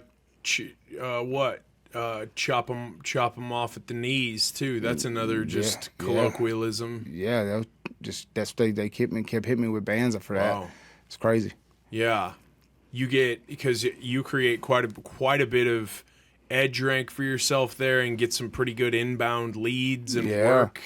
Yeah, we get a lot of social media. Yeah, we do, man. We get a lot just from my quirky ass videos. My statuses. I drop like just ridiculous ass videos. Some people even say that they're offensive, but they work really well for us. Yeah, I mean, everybody's going to get offended by That's something. right. Doesn't matter what it is. I just want to be different. We live in a small town. I feel like you need to be different. Yeah. Especially because you got all you cookie cutter roofers out there that all do all the same shit. They've been doing the same shit for the last 40 years. And then you got, the other storm restoration company there, and they do the same thing like every other storm restoration company. I don't want to be like none of them. Yeah. I want to be myself. Stand out from the crowd. Stand out, bro. I want to stand out from the crowd. Is it that they're just, they all do the same thing in terms of just, we have a really good warranty, we can help you with this and that? It's just there's nothing noticeable about Nothing what noticeable. They do? Yeah, so some things we kind of do different than... We don't use door hangers. I don't waste money on door hangers. I get sticky notes and we write hand notes and we stick them to the door. We'll stick one to the door, whatever door we feel like that they walk through the most. So if it's in their garage, we know they're going to pull in their garage. We'll stick it on their garage door. Hey, we came out for your roof consultation. Reschedule for this time and day. And we'll put the time and day that we're going to show back up. If you would like to cancel or reschedule, please call and put our phone number. And if they don't call, we show the fuck up on that time of day. And if they call or reschedule, we reschedule them. If they call and cancel, we get a little information from them. We collect their data. We get their name, their phone number, and their email. Then we'll take them out of our system. Now we got their information. Now we retarget them, and then we'll put a little sticky note on the mailbox. Check your garage door. Just a regular old Post-it note. It's old Post-it with a note, handwritten man. Yeah. note. So we get the little ones for the Do you mailbox. have nice handwriting? No, I got shitty handwriting, man. You have your assistant do all of that? No, I write them on the spot. Johnny on the spot, bro. If I knock a door and nobody's there, Johnny on the spot, bro. I'll just sit there and I'll write that. You got to slow way down and concentrate on your printing. Yeah, it's really awkward for me, bro. Yeah. So no cursive? No cursive, bro. Yeah. My handwriting is a mix between cursive and print. It looks fucked up. Mine is like cursive all caps architectural. Yeah. That's mine. Yeah. Mine even looks like wingdings sometimes. It's like the Mississippi version of hieroglyphics. Yeah, exactly what it is. Like shorthand, like catfish. a court reporter would do. She can put down like an entire sentence with just a symbol. Mm-hmm. That's what you're. Yeah, so it is a catfish and a mockingbird and that personal touch though. So none of your competitors do that. They're all door hanger, postcard. But like I said, there's only one other storm rest. Everybody else is, I call them hammer swingers. They've been roofers for the last 40 years. They could do a job for $250 a square, and they just making enough money to get to the next job. Right. You have a lot of those guys that kind of beat us on price. But then we also get those callbacks. They don't service their warranties when they fuck up a roof. Because they're broke. They're broke, right? So they'll give them a 5-year warranty, but they're never coming back. We recently just redone 2 roofs that were done in 2020. When you first got into the business, I was telling you about insurance carriers. I was telling you about the freeze in Texas, right, in Feb 21. That's right. In fact, our longest conversation was like 90 minutes. I was in a freeze claim. Remember, I was under the house. I was like, I'm gonna throw you on speakerphone, and I'm yelling at you. I set the phone on this pier under this. I'm crawling around in there. I'm like, better watch out, man. State Farms, they're coming for you. Oh yeah, they rough, bro. It's a tough deal. When you got started, was it just like, I can't believe that the national media doesn't do stories about how these carriers rip little old ladies off? Exactly. Did it blow your mind? It did blow my mind. I told you it would? It did blow my mind. Matter of fact, there is a billboard, I want to say, it's right outside Panama. I don't know if it's still up, but it was up for a while. And it was a list of all the insurance companies that screwed over clients when hurricane hit Panama a couple years ago. Panama, the country? No, Panama, Florida. Panama City, Florida. Panama City. Florida. that whatever hurricane hit there, it was like a couple years ago it hit there, maybe 3 years ago. Yeah, I don't remember. But anyway, they had a billboard. Somebody had bought a billboard and put up all insurance. Number one on top of the list. Yes, State Farm. Snake Farm. Yeah, right, yeah. They're the worst, man. Allstate, you know, they're not really no better, but not trying to bash them too much. But if y'all have them for insurance carriers, get rid of them. Yeah. You know, I think it's fascinating. I tell a lot of my friends, I'm like, hey, if you're shopping for homeowners insurance, you should reach out to the people who actually know if these insurance companies are good or not. And that's contractors, that's not right. agents. That's not agents. The insurance agent is the sales arm of the insurance carrier. The claim service is the service arm of the carrier. That's right. And never will the two ever meet or talk. We want to sell as many policies as possible, and we're going to service as few of those as possible, and then we're going to run all these advertisements on TV to replace all of our angry clients who cancel. That's right. It's this big cycle, and they've all set themselves up for that, and none of them are going to bite the bullet and change their business structure the way they're scaled up. Yeah, so if you're seeing a company advertised during an NFL playoff game this weekend, you can best well believe that that's not a carrier that's going to have your best in mind. Exactly, because they're spending more money on marketing dollars to bring you in as a as a new client than they are on the payout, right? Yep. So the longer they can hold on to that premium and the spread before they have to pay out, they're just getting compound interest on that premium. Well, and they're losing. The turnover on their client base is so high. The problem is that a lot of people just don't know. That's right. And so they go from one of the big ones right to another big one, and they just keep having bad experience after bad experience. We have talked a lot, though, just about the process, the claim process. Mm-hmm. What have you found to be the most efficient way to get a homeowner, property owner, business owner the fairest outcome from their carrier? Has it been you meet the adjuster, you write the estimate, you talk to their claims department, then appraisal? Or like me now, is it we meet you, we verify, we introduce you to a PA, the PA files on your behalf, and then if the PA runs against a stone wall at the end, then we go right to appraisal. Yeah. How often is appraisal coming up in your process? How many out of 10 claims are going to appraisal? Probably 4. 4 of 10. Yeah, probably 4. You're getting an outcome that you feel like is fair for your clients the other 6 times. Yeah. So I don't know what we do. We don't do exact amount. I think we talked about that. Yep. We do because I feel like I don't need a software to tell me my profit margins. Right. If I want to scale and grow, I got to know my profit. I got to know my numbers to be able to do that. So, once I have I know my material cost is, I know my labor cost is going to be, and then I factor in my desired profit margin that I need for that job to be profitable towards the end of the job. Now we will negotiate, but we the first method we meet with the adjuster. We'll go out and inspect. We'll meet with the adjuster.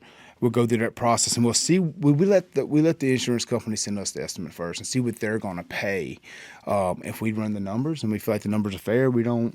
If we got some supplements here and there, we'll file supplements on post build, not on pre build, on post build.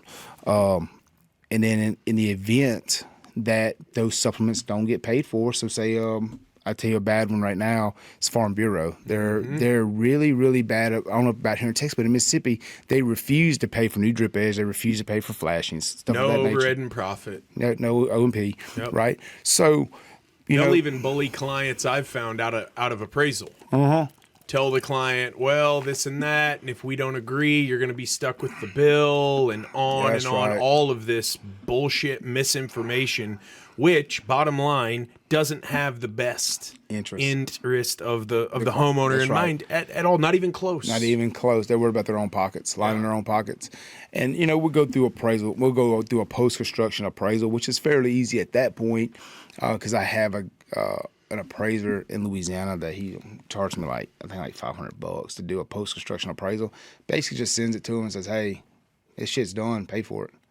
And he don't battle, he don't do much, he just stays, strict to it. And then the other appraiser's like, all right, man, they just pay for it. Which we try to stay out of the post because we try to get price agreeable before moving forward, because in the event we don't want to take a loss on the back end. So we try to get the appraisal done before moving forward, which in the state of Mississippi, I don't know about here in Texas, but in Mississippi, there is no statute. So insurance companies could drag this damn thing out. We had 2 Allstate claims that got drug out for like 6 months at appraisal, and it was frustrating for the clients, for our clients, because this was a route we told them that this is going to be the best beneficial route to get the money that's needed to do the roof. Man, I've got appraisals coming up on 2 years, dude. Oh wow! So I mean, get used to that. Yeah, and get comfy with it, because the more you take to appraisal, the better everything's gonna go. But it does stretch things. Yeah. We knock out all the work that's not disputed. If there's something that's not paid for, we're working that on like a cost incurred basis. Got you. Drip edge, valley metal, caps not covered, things of that nature. Nothing outlandishly over the top, but That's then right. documenting everything. We use Company Cam. Company Cam's a lifesaver. It's a big lifesaver. Yep. And then our client understands what our price was, what our lump sum price was. We have them sign before we start work, That's right. contractor choice, some certain agreement that says this is our price. And then the client, we really are working with a client who probably hasn't had a claim ever before. That's right. Right? Not many people have. Not many. They don't deal with them every day like we That's do. right. And so the challenge for us as the contractor is to help give our clients peace of mind. They can rest assured we have their best interest at heart. We're holding the long-term warranty. We're local. We're licensed. We're referred, preferred, all those good things. All the good right? things. And if your carrier calls you and tries to bully you, stand up for yourself. That's right. And the example I use is you order a pair of sneakers off Amazon. You get the box. It's delivered to your front porch. You go out there, you bring it inside. Cut that thing open, and there's one sneaker in there. Is that what you paid for? That's right. No, it's not. It's not. And a lot of clients don't understand because they got this fear. They're all bound up with fear about their insurance carrier. Scared of being dropped. Your lawnmower comes mows your lawn and doesn't edge. Are you going to pay him? No. The job is edge the That's yard right. and mow the All yard. of it. So getting you what you're owed is our goal for our clients. Getting a client fully indemnified. Your right. property should actually look better That's right. when we're done repairing it than it did before the peril hit your property. That's right.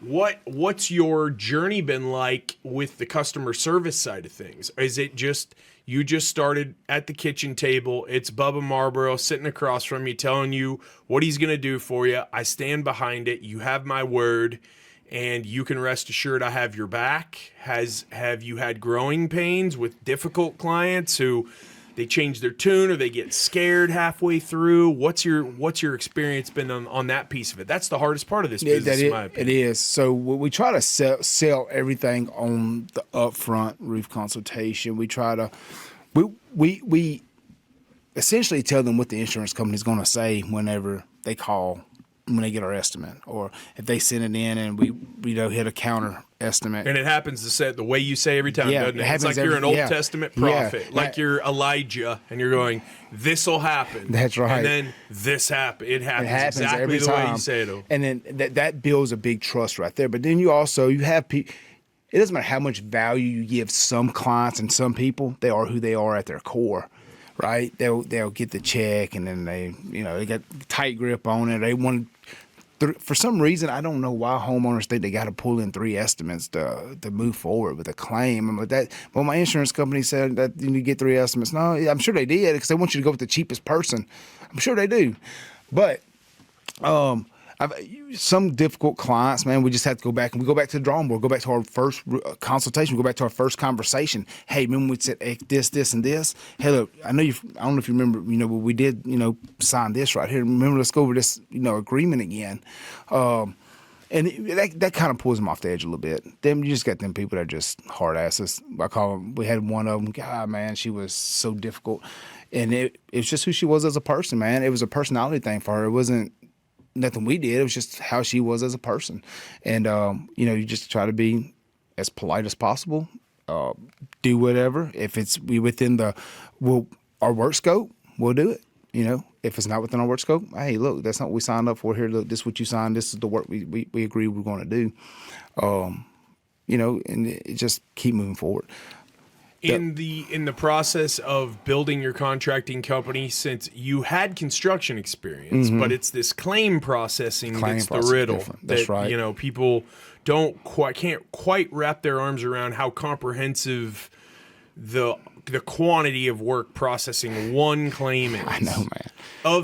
Of all the challenges in a restoration contracting business, what's been your biggest challenge? Has it been hiring the team members? Has it been getting the jobs done with the labor crews, or has it been the processing of the claims? Yeah, so the claims, I can do that with a breeze. Mine is hiring the sales reps, retaining the sales reps, and training the sales reps. That has always been my biggest challenge because I can't go out and see. I can't go out and train or teach somebody to sell like I sell. I'm me. I put a lot of personality. I got a big personality. I put a lot of personality in my sales.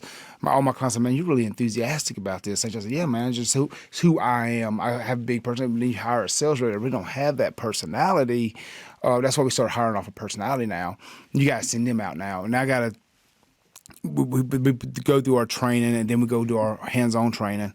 Well, you know, if they're not picking it up in the first couple of weeks, and then I don't have a claims. I run the claims. I do all the claims stuff because I haven't hired that yet because our team is small. And I get my claims are starting to back up. Now I got a week, 2 weeks of claims I haven't even followed up on yet to see what's going on with them. I done sent the initial emails, I made the initial calls, but I haven't, followed up on these yet because I'm getting backed up. We're running appointments, 5-6 appointments a day for training purposes. And that's been the biggest challenge is the training aspect and retaining the sales reps. Because 1099, a lot of people are scared of commission on sales. Yeah. Really scared of it. They got no idea how much better their life's going to be. And it's almost like you have to walk them through. This is what my fear was, and I took the leap, and now I'm here. That's right. You can do the same thing.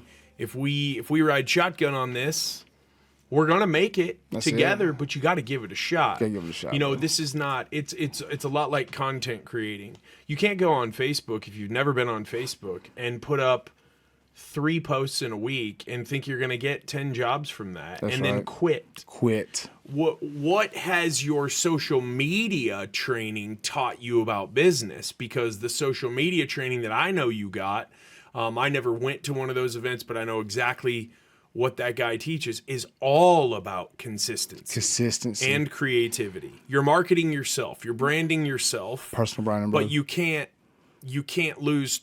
You got to be consistent. So you kind of laid that track down though before you started any of your businesses. You just started posting. Yeah, and then did you have to get over being self-conscious or anything, or did you just not give an F then because you had kids and I got to put food on the table? That's it, bro. I just got to keep the ball rolling. Social media has always been kind of went hand in hand with me. I've always thrived off of social media. You like it? Yeah, I like it, man. I like I said, Facebook's my platform of choice, even though I don't approve of their community standards, you'd be banning me and shit, Mark. Cutting ankles, bro. Come on, man, cut me at my ankles.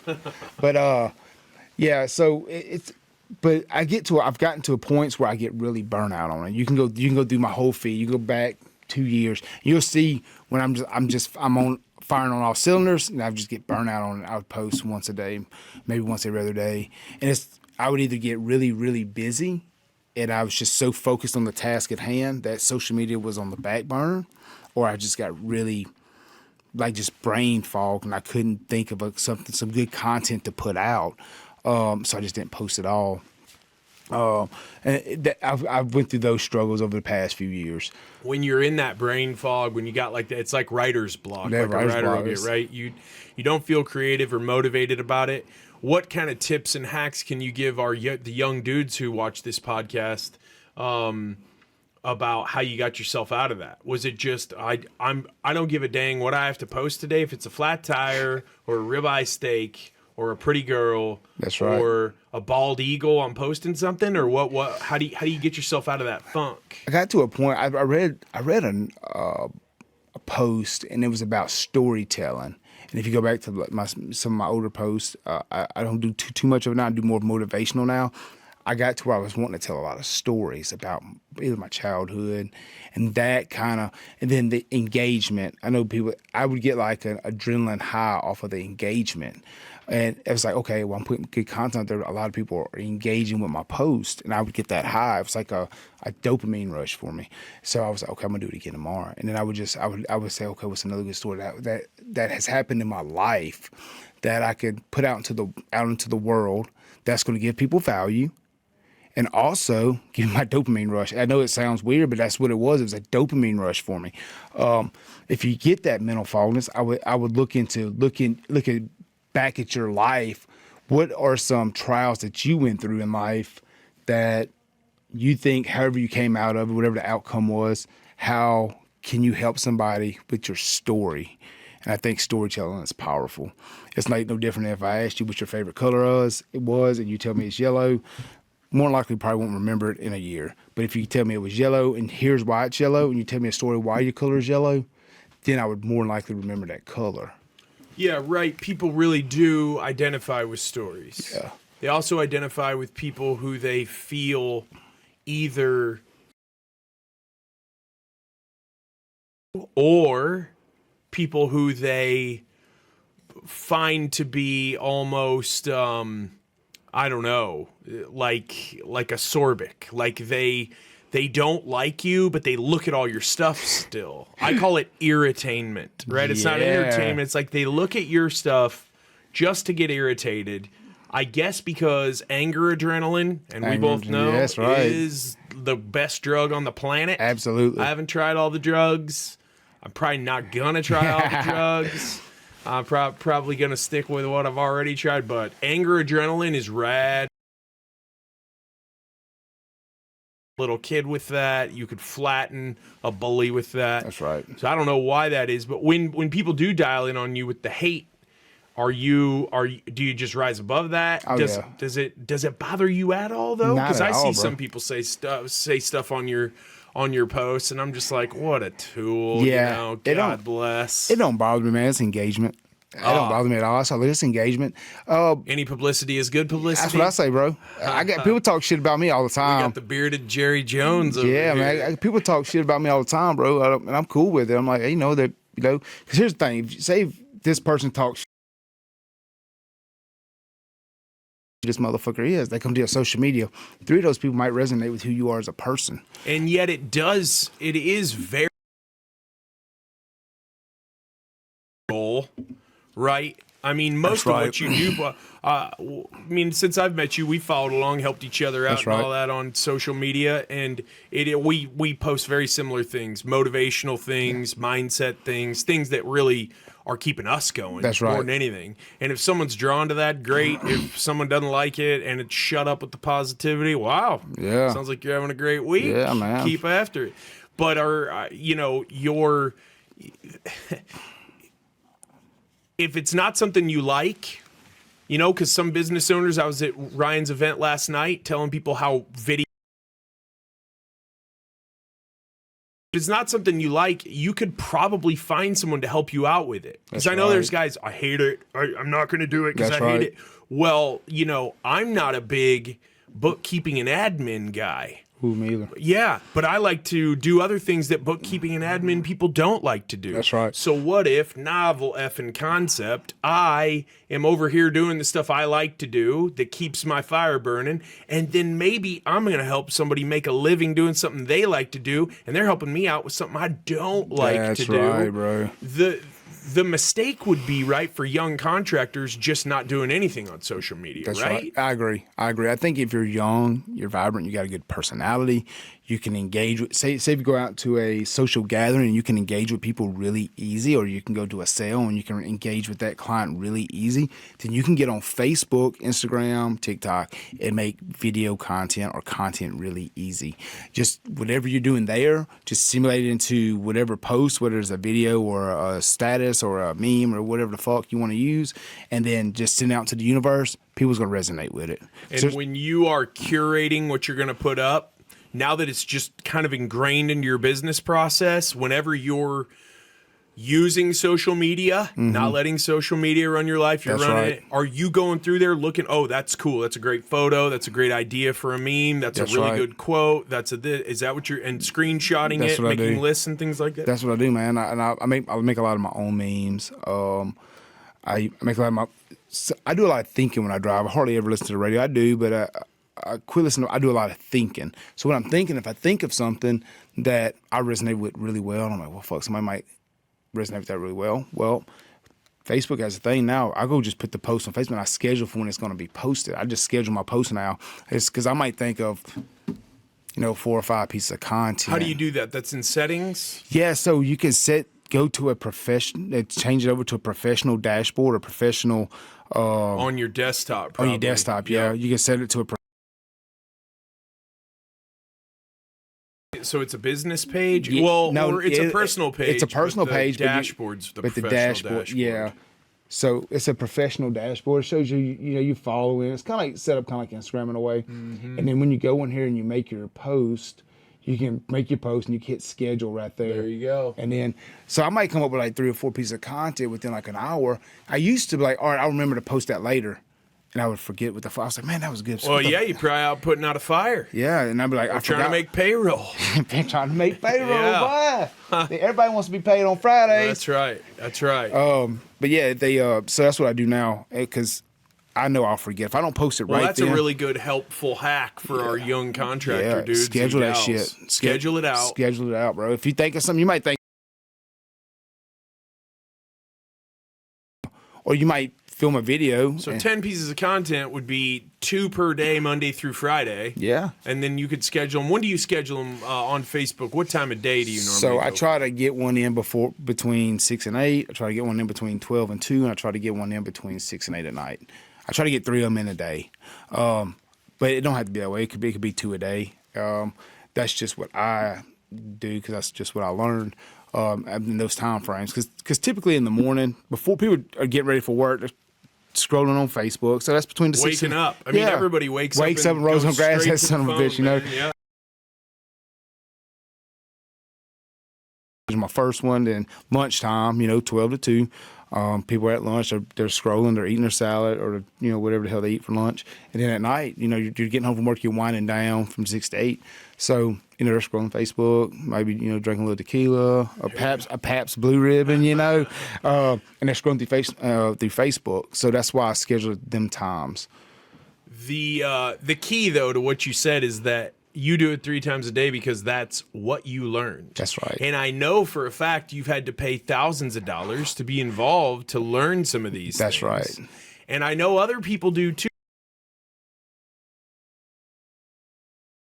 What the winning play? Run this play, you will start to win. Yeah. And their immediate response is, that's too hard. It's too hard. It's not hard. I think people that say things are too hard is because they never had to deal with hard shit in their life. I've dealt with so much adversity in life. Like when somebody tells me something's hard, I'm like, it's not that fucking hard. If you want something bad enough, it's not hard at all. You'll just fucking figure out a way to make it happen. I think you're right, man. I think people who say that's too fucking hard just haven't been through. They haven't been through the ringer yet. Because some of the things that people say are hard. Dealing with loss. Having to build resilience on your own. Kicking crack pipes out of the way to get to your fucking room, to get some clothes, having a crackhead. Sitting there on your bed with your clothes on. It's a fucking tough life, bro, for a child. Did you ever, when you were growing up, I know we already covered your childhood, but did you ever wonder where your next meal was coming from? I have, bro. I was homeless for a short period. Didn't know where I was going to go. I lived in, me and my brother, we had no electricity. We had a shop. The shop had electricity. And the reason the shop had electricity is because that was the only bill. My mom had the money either to pay the trailer light bill or the shop light bill. It was on 2 different meters. And the shop light bill was cheaper, so that's what got paid. And we lived in, me, my mom, and my older brother. We lived in it was an 8x10 room for like a month. Wow. Yeah, and then it was tough, man. But like I said, I appreciate everything. Say things that are not hard are hard. Does it remind you that now that you are starting to build some momentum, I know you're going through some other stuff now, and you're gonna make it through. You're gonna be all right. Yeah, bro. You 100% are. But as you start to build momentum and you start to reach up and pull yourself up to the next level and the next level, and yeah, you get some help, but it all starts with you. That's right. Are there days when what people like Goggins and Rogan say resonate, where you have to you have to create hardship for yourself? Is that where the gym time comes in, or the things you don't want to do? Yeah. I'm going to rack down earlier. I'm going to get up early, is that becoming ever more part of your routine too? Putting yourself through some hardship to keep yourself sharp? Yeah, that's what I want to do, man. This year, I want to get back in the gym. I look at myself where I was 2019 to now, so 3 years. I've really let my health and fitness slip. And I look at myself, I'm like, how did you get back here again, bro? Like, this is a cycle. Like, I want to break the cycle.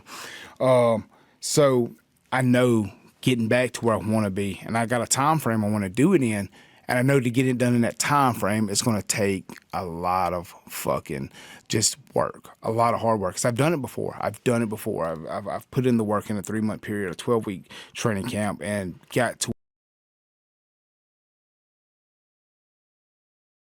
280 pounds when I did it, and I was able to trim down to 230 and. For maybe letting the fitness slide, I think more than anything, where you want to be. That's right. It's not like anybody's breaking news to you there. Yeah.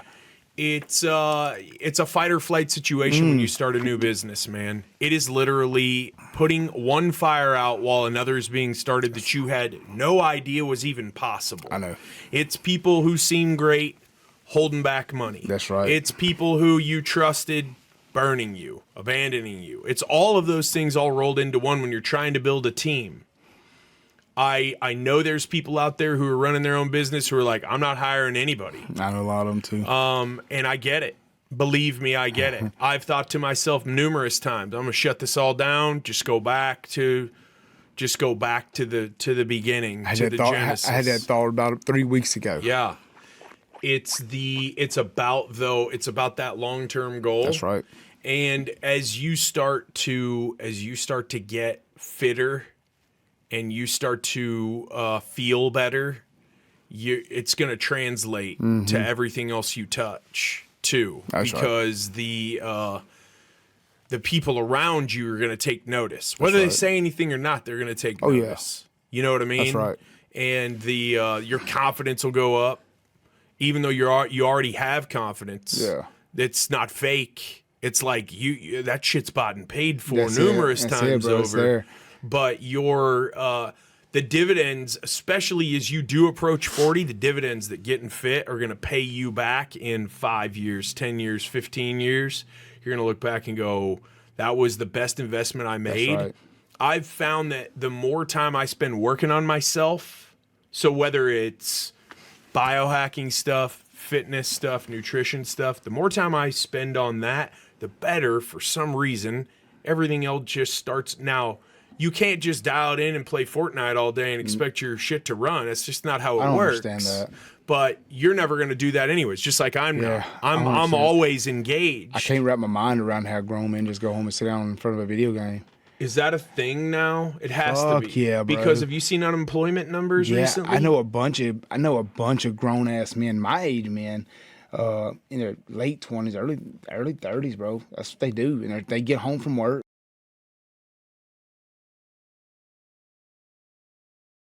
And then you bitch about your shitty paying job, bro. You ain't doing nothing about it. Do they do it where they're on like the headset? Yeah, talking to other I'm people? full blown, bro. Fucking special fucking seat, motherfucking. Sohail, how old are you? 28? Yep. I mean, is this a thing? What's going on with these gamers? I guess, yeah. I'm not in that scene. I don't know. I know a dude right now has probably got a $3,000 computer set up just to play fucking video games on. But it's not a side hustle. He's not on one of those does it to unwind. I tell him you're full of shit. For how long does it take to unwind? I don't fucking know, bro. I said he's full of shit. That's an excuse. That's nothing more than an excuse. And then he'll claim he don't have time for certain things. It's not a time thing. It's a priority thing. Right. On that note, it's just like, you know, back in the day when people would come home and just watch TV or same thing. Hit those TV shows every day. Yeah, I guess you're right. Seinfeld's coming on at 6. Yeah. Babe, get supper ready. Or they recorded Young and Restless or some soap opera, and they gotta jump on that. Across the country and stuff. Yeah, I don't think people understand how big the gaming social media scene.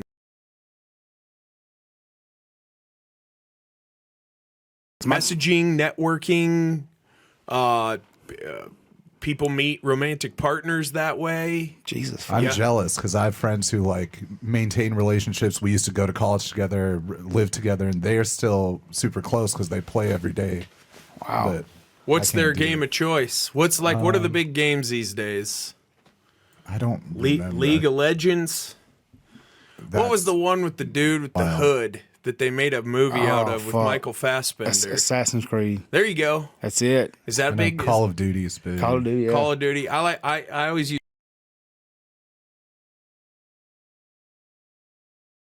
content creation. It's because Jess secretly goes home and plays Yeah, that's it. Yeah. That's I it. got the goggles and the headset. I got the Garth Brooks mic that comes down. I love it. I don't. You're just on the metaverse all night. Yeah. And did you when they were doing those AI? Remember that like 2-3 weeks ago, everyone was doing like their AI. Did you do any of that? Did you do AI versions of Bubba? Okay, I did. God, I did. what are you doing? I did. I wanted to see what I look like as a fucking cartoon, bro. I'm not gonna lie. Do you look sexy? I mean, some of them come out pretty legit. Then one of them come out a little.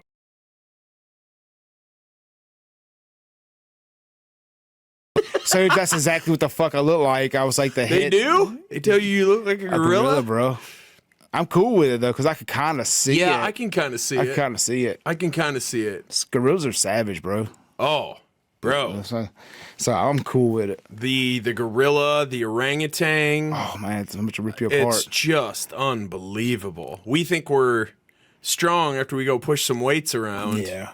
It's unreal. That's what I get squirreled off on social media is the animal videos. Oh, bro. I'm all in on hippos.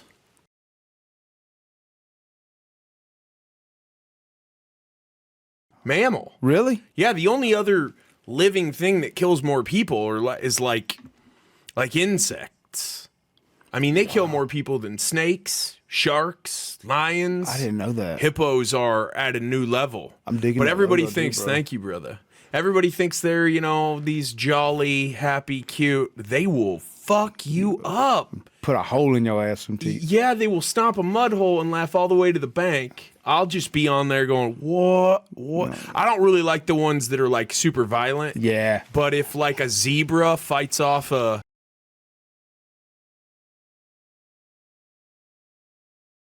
of animals, bro. That's yeah. So I get on their little YouTube shit. That's what they got.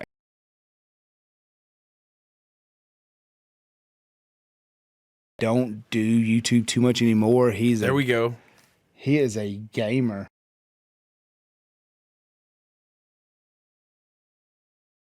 On time. Do that 12 times hippos attacked their enemies. I mean, hippos are violent. Jesus. Is that a rhino? That was a rhino. Look at that. Oh my God. It's so badass, bro. Uh-huh. Just running these MFs off the field. Look at that. Did he just haul down a fucking cheetah? Yeah, dude. Did you see how agile it was? I'm telling you. People sleep on the hippo. Yeah. And that is the wrong thing to do. Holy fuck. Yeah, they go at each other hardcore.